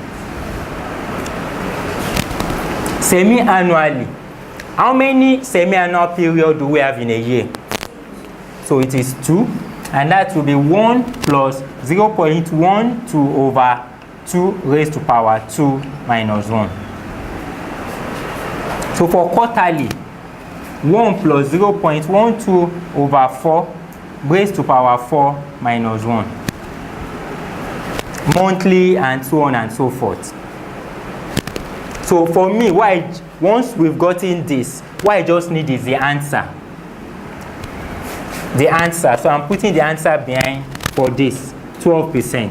Please, what's the answer to semi-annual period?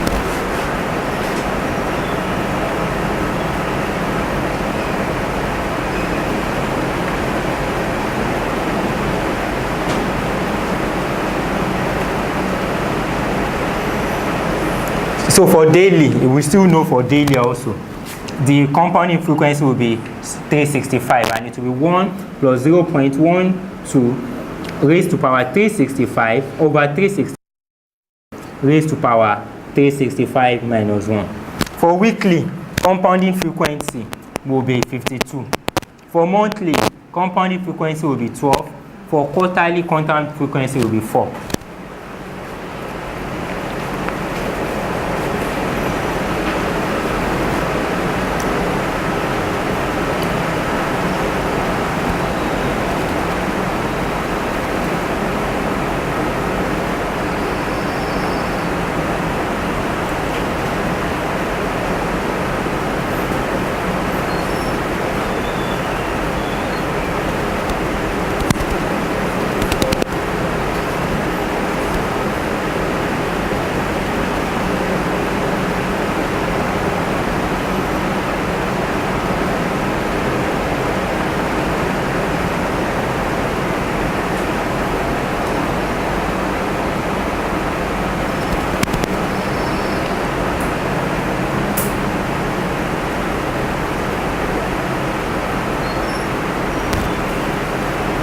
So it's because there is no, a lot of us don't have calculator. I would have taught us that. Okay, semi-annually 12.36%. Quarterly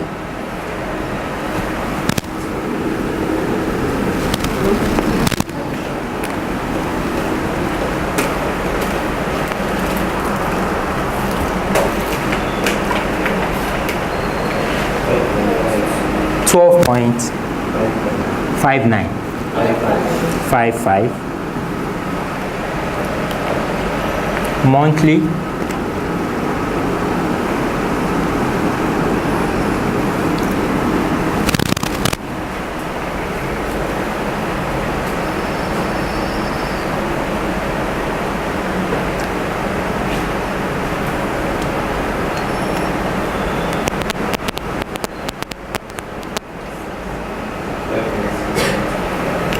12.68. Weekly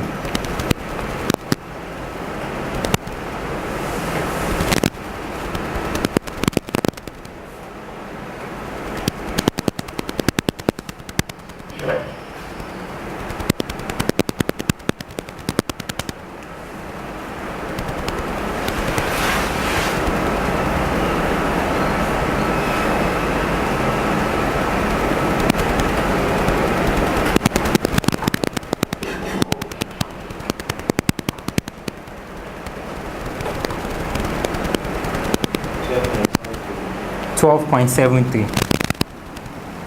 Then daily. So with daily, then we can stop.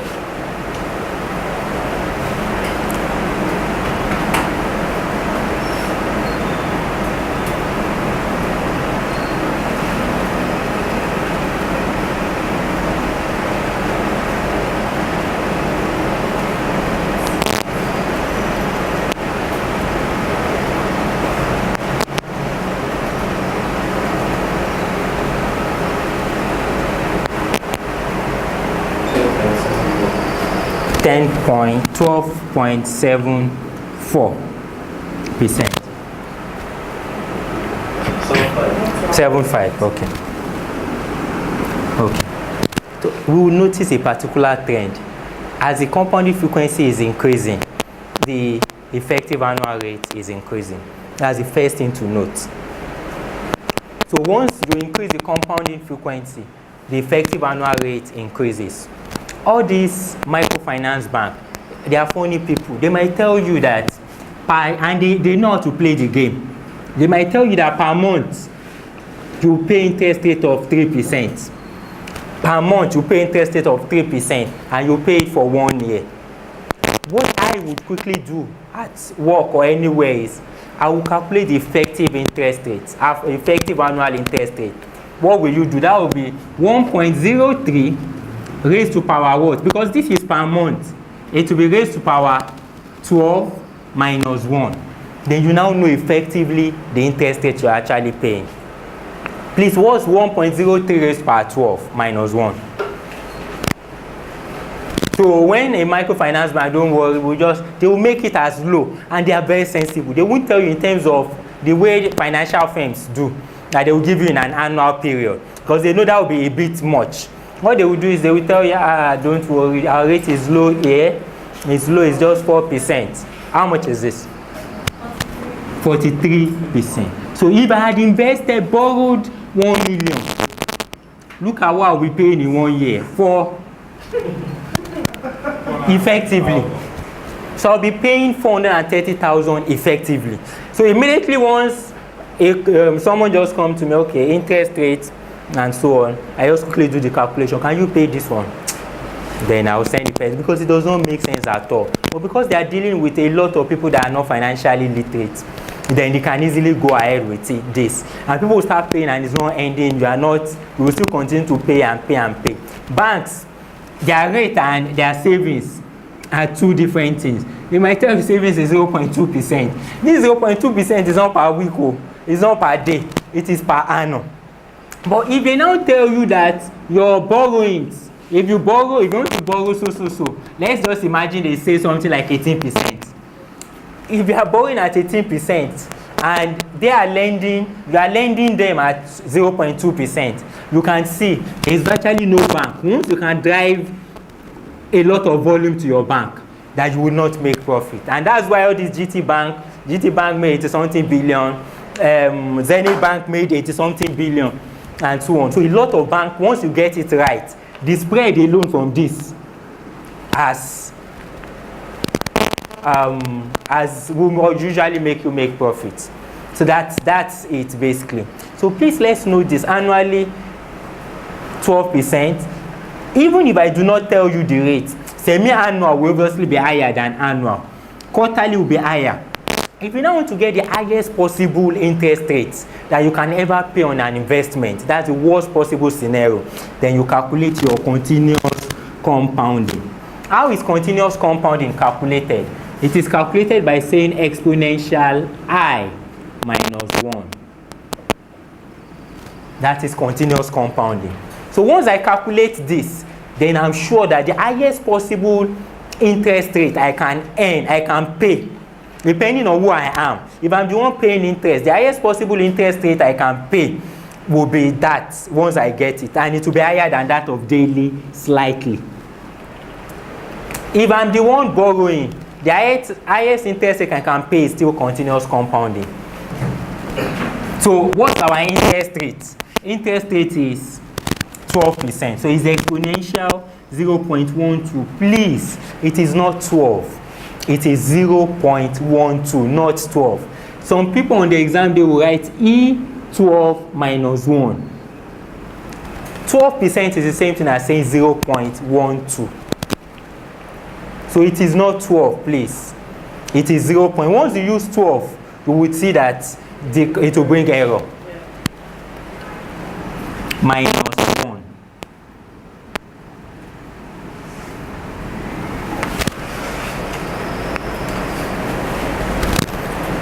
So how do we use our financial calculator to calculate it? The way we use our financial calculator to calculate continuous compounding is you punch the number first, 0.12, you press second function, then you press lane,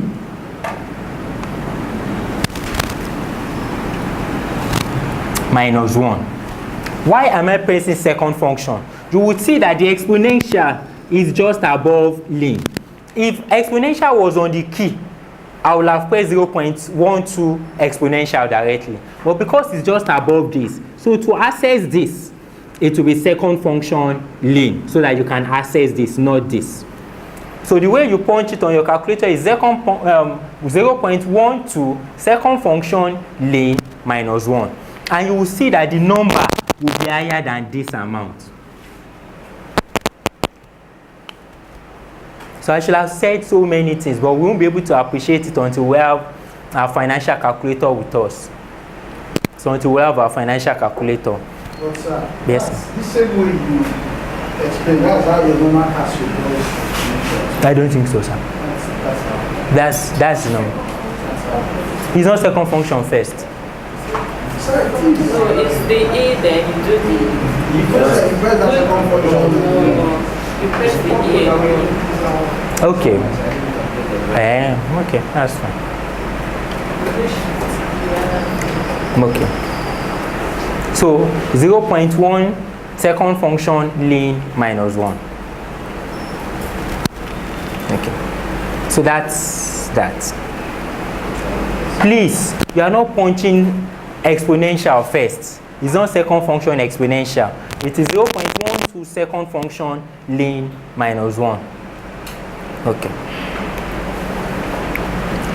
So that's that. You would see that the number you will get here will be higher than daily. That is number 1. Number 2 thing to note as far as the financial calculator is concerned.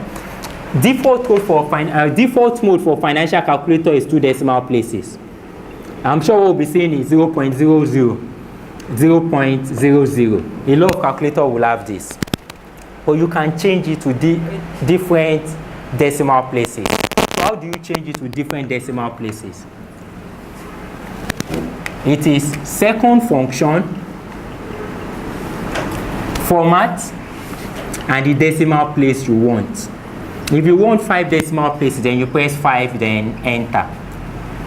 So a second function, format the decimal place you want, and you press enter.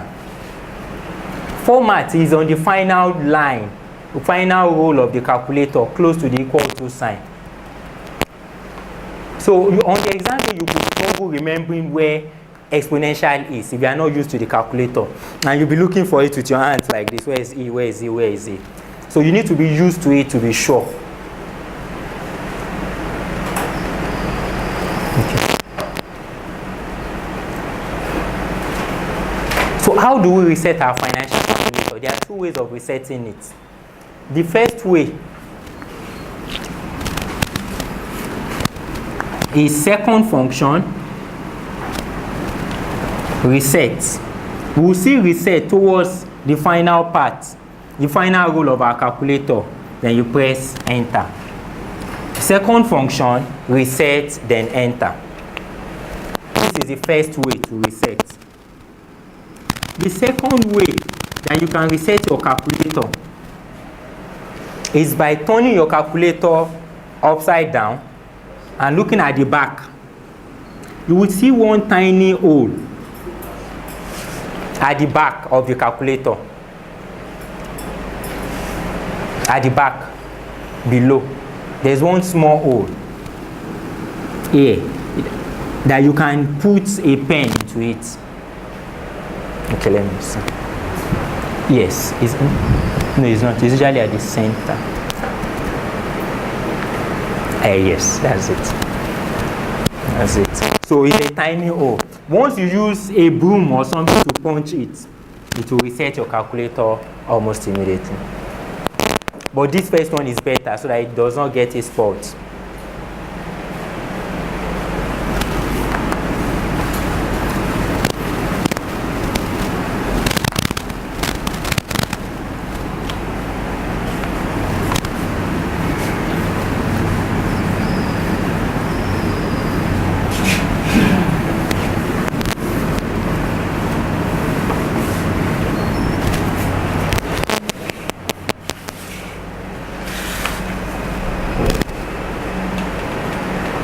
So here we will need our financial calculator fully. How should I proceed? Okay, maybe we just rotate it around the calculator, because I'm looking at the way we'll be able to cope with this part. So we could just rotate it.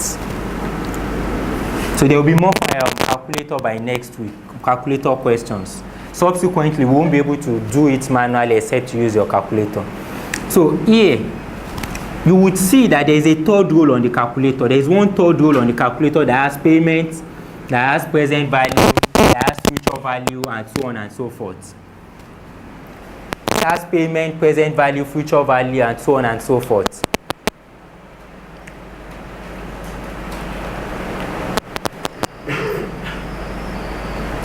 Maybe we should answer this question first before going into that. This number 2. Number 2, PL Bank. PL Bank quotes stated annual interest rate of 10%. If the effective annual rate of 10.7, if the effective annual rate is 10.7%, calculate the compounding frequency. Please, can we calculate the compounding frequency for this? We can use normal calculator, but let me just see how we would get it.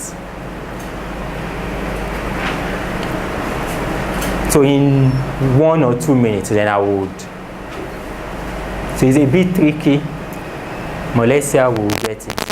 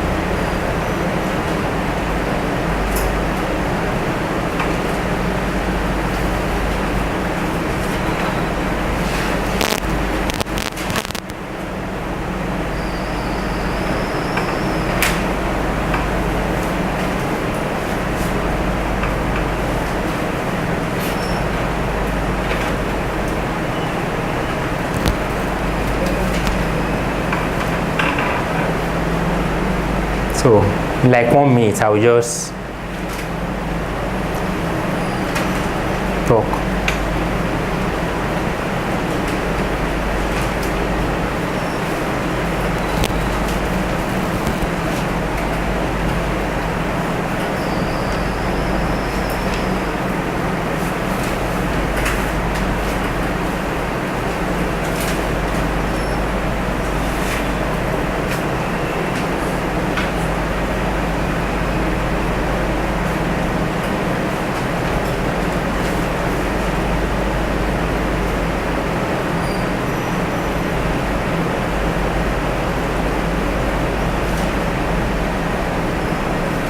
Okay, it's taking a bit longer than expected. Okay, maybe 30 more seconds. But I guess no one is here to get the answer.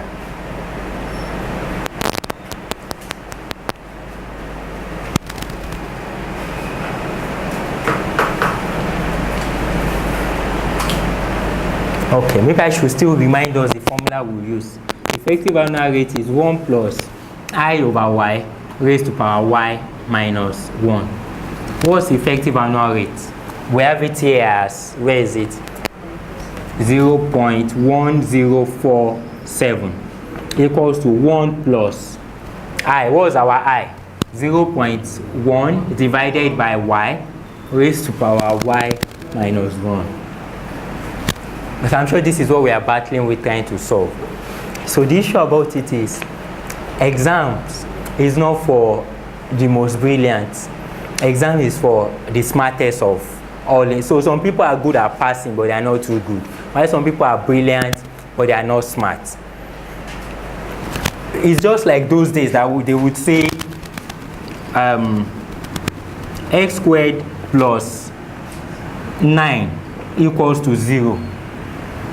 X squared minus 9 equals to 0. A is 1, B is 2, C is 3. What a lot of people will do on the exam day is they will start solving this. Your x squared equals to this. Let's imagine this is a bit complicated, and what you can do is to substitute.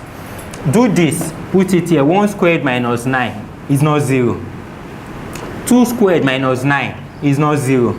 3 squared minus 9 is 0. Then the answer should be C. So the same thing applies here. You cannot attempt to solve this. An engineering student will attempt to solve it. 5, 6 is not, this is not a theoretical question. They will give you A, they will give you B, and they will give you C. And you'll be given the compounding frequency. Let's say quarterly, let's say monthly, and let's say daily. I'm just assuming. So what you have to do is in, you substitute. Quarterly means our y is 4. Y is 4. 0.1 divided by 4. You add 1 to it, raised to power 4 minus 1. Did you get this answer? If it is not this answer, then you move to the second answer. If you didn't get this answer, but what do we think should be? Do we think the answer can be monthly? It can be annually? No.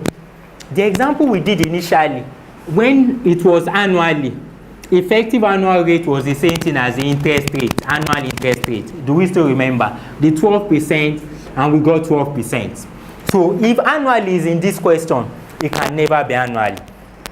So we can test for quarterly. 0.1 divided by 4 plus 1 raised to power 4 minus 1. Do we have this answer? If it is no, you move to monthly. If it is no, semi-annually or daily, and so on. So this question can never be solved. And that is why I have it here. You can solve it if you are good mathematically, but it's a waste of time. So since the options are just 3, just substitute. Once the answer is this, that is just it. So we will get a lot of this as time goes on. It's like in secondary school, they asked us to list about 20 elements. I could remember 15, but I can't remember 5. As I said, it's for the smartest. But there is one other guy that is far, far brilliant than me in terms of the elements. He remembered 18, then he left 2 blank. For me, I could remember 15, but I can't remember the remaining 5. So it's logical. I wrote number 1 to number 15 here on the first page. The second page, I repeated what I have here. still here. So I was able to reproduce another 5 from what I have here. Because the woman was marking 70 to 80 scripts then in King's College. So it was logical that once you just see this, he marks it. Was marking, and he got to my own side, marked the whole of this 15, got here, still saw the same, but he didn't know that it's part of what I have here there. So, and he scored me 20/20. So immediately they distributed the script and I saw 20/20. I just showed them, see, oh, I got 20/20, but I kept my own script. But they should just see that it's 20/20. But the other guy that knew scored 18 because he left the remaining 2 blank. So it's all about being smart. He's better than me, logically speaking. But I was a bit smarter than him, and I was able to score higher than him. You say? No, there is a lawful cheating. We have lawful cheating also. So I've not, if the woman has caught me, it's not as if they will take you to the cell or you've done something. I'm sure the man will have even smiled also. That wow. Sorry, for this example, yes, I'm just trying to listen. Since the interest rate is 10% and the effective annual rate is 10.47, the effective annual rate is higher. Now, for what you said, when we used 12 months, we got the same value. Yes. So one can even do elimination. Yes. Easily. Yes. So now we should look at anything above 12 months. No, not below. Below. You know. So definitely, maybe quarterly. It could be, okay, let's, so it will be 0.1047 equals to 0.1 equals to 1. Let's try for semi-annual first over 2 raised to power 2 minus 1. So let's see this. Please, what's 0.1 divided by 2? Plus 1. Then raised to power 2 minus 1.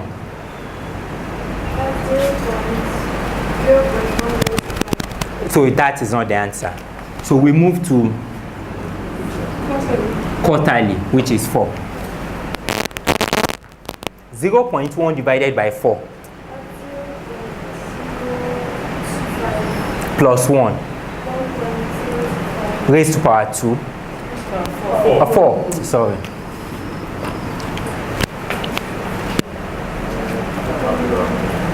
Then minus 1. I think that's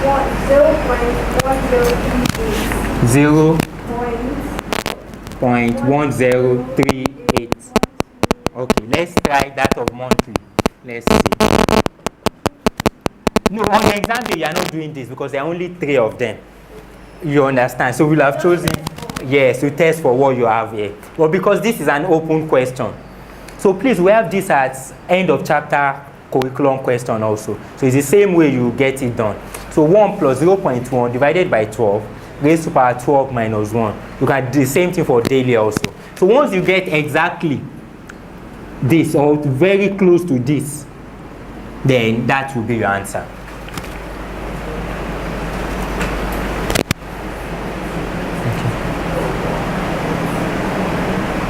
Okay, let's use it as 12%. Please, let me see your notes. Sorry, please. Let's use that of 12%. If this is 12%, the one we have the answer already. And this is 12.73%. So we are looking at it at this as if we do not have the answer. So looking at this now, you were told 12.7 is weekly here. But we are not, so A, let's say monthly, B, weekly, annually. Annually is obviously out of it because if it was annually, this would have been 12% still. So it will be 12. So we already ruled this out. So if, let's say we are fortunate to go to weekly directly, so it will be 0.12 divided by 12 raised to power divided by 52 raised to power 52 minus 1.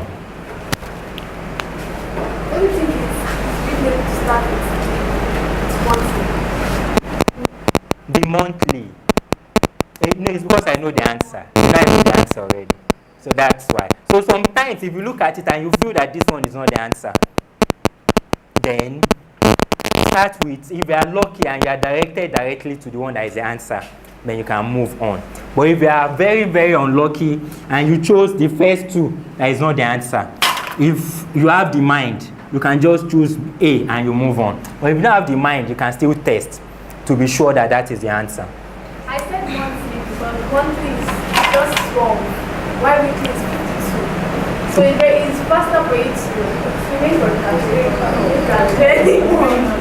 So if the calculator is easier for you. So it's still the same thing. So that's how to choose your answer for that. How many minutes do you have to answer this kind of question? So 90 seconds. Morning section is 120, afternoon session is 120. 120 morning. In 120 in 3 hours. Morning session 120. Now there's a lot of time. Once there is no time, then the individual has either not read or the individual has read but did not read what he or she is meant to read. So if you have not read, obviously there will be a lot of time. Now you finish in 30 minutes. But if you have read but you didn't read well, then there will be issues also. But a lot of time people will finish. The only one people would not likely finish is level 3. Level 3 theory paper, morning. That's where you see people that would not finish. So let's move to this A part. Before moving into that, let's talk about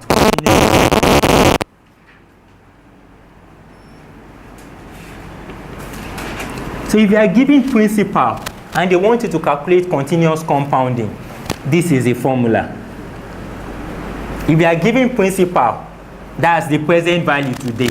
This is the present value today.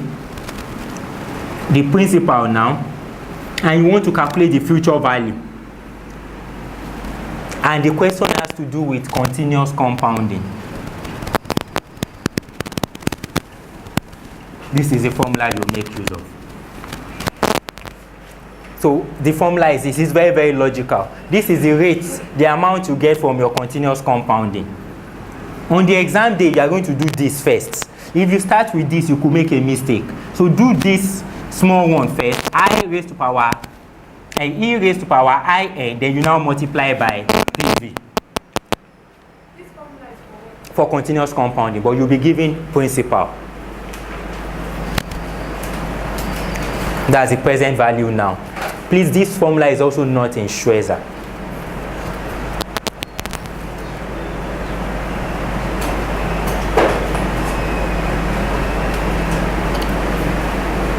Or is in the curriculum. So the question is, you can never finish the curriculum. You cannot finish it, except you are deceiving yourself. It's very, very much unlikely. Except you are not working. So if you are not working and you work full time, but I guess that's not the case here. If you work full time, you wake up in the morning to go to the library, that's when you can. If not, it's unlikely. Okay. So what's our present value from this question? This Wola deposited 1,000. That's our present value in his account. He pays 4% per year. Compounded, this gives it out. Compounded continuously. That means the formula you make use of is this. If they were interested in the interest rate, you will have been asked to find the continuous compounding interest rate or continuous compounding effective annual rate. But here we're interested in the value. Because they're interested in the value, future value equals to present value, EIN. What is our N? Our I is what? 0.04. Please, it's not 4 times. What is our N? 5 years times 5. Please, the best way to do it is to do this first, not this times this, so that you won't make any mistake. So do the whole of this first. So 0.04 times 5 Then you find second function exponential. So once they are done with that, times 1000.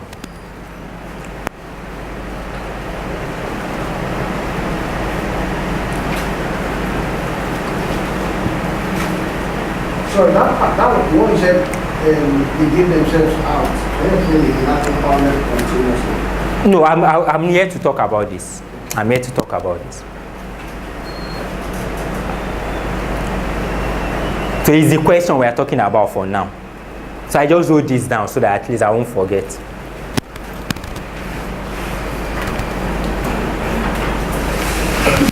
So 0.04 times 5, after doing that, you find exponential of the figure, then you multiply by 1000. That's your future value.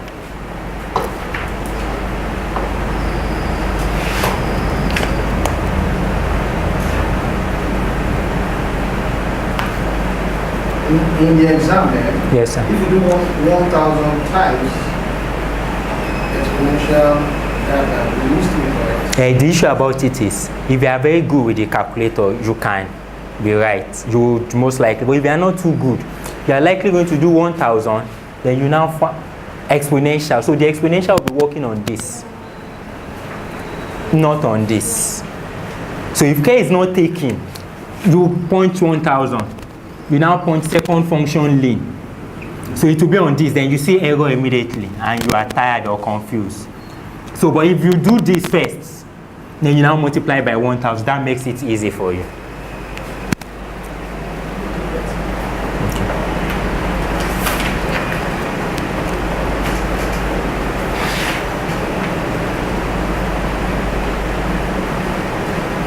Okay.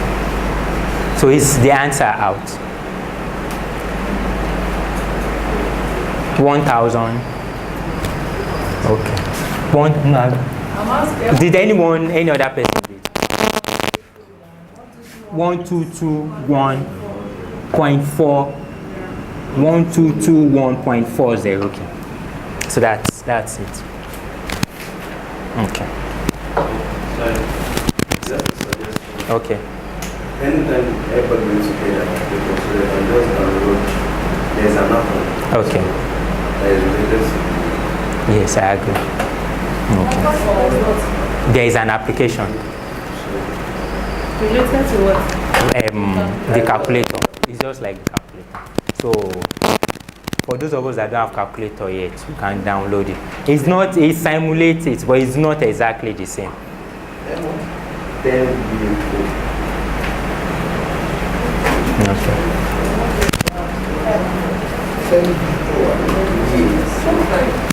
Okay. So that's that. If what we are asked to calculate is continuous compounding interest rate, what would the formula be? It will just be exponential I minus 1. Continuous compounding annual interest rate. What is our I? Our I is 0.04 minus 1. So it's just the rate we're interested in on an annual basis. Let's not forget that this was what we started with. If it is the rate we're interested in on an annual basis, this is the formula. But if what we're interested in is the value at the end of certain amount of years, then you make use of this. So rate, you make use of this. Amount at the end of the year, or 5 years or 10 years, absolute amount, you make use of this formula.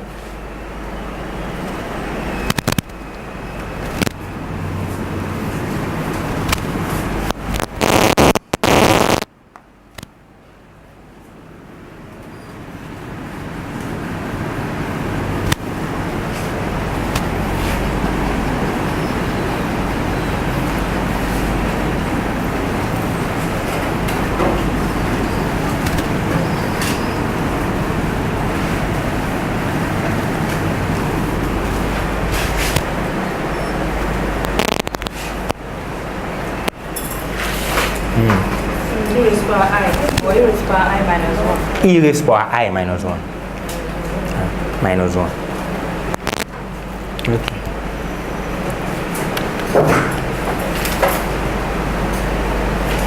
So the issue about it is I won't still be able to move well until until we have gotten the calculator, because it will be fair on some of us who do not have hands-on.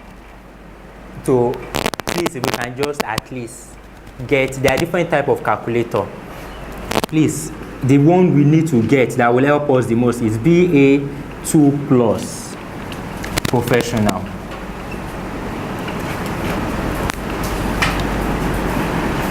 So not BA2 plus alone. So it's BA2 plus professional. This can do virtually all what we'll be talking about from level 1 to level 2 to level 3. So this is the one we need to get. I guess we will have to stop here because of the fact that we won't be able to proceed without the calculator again.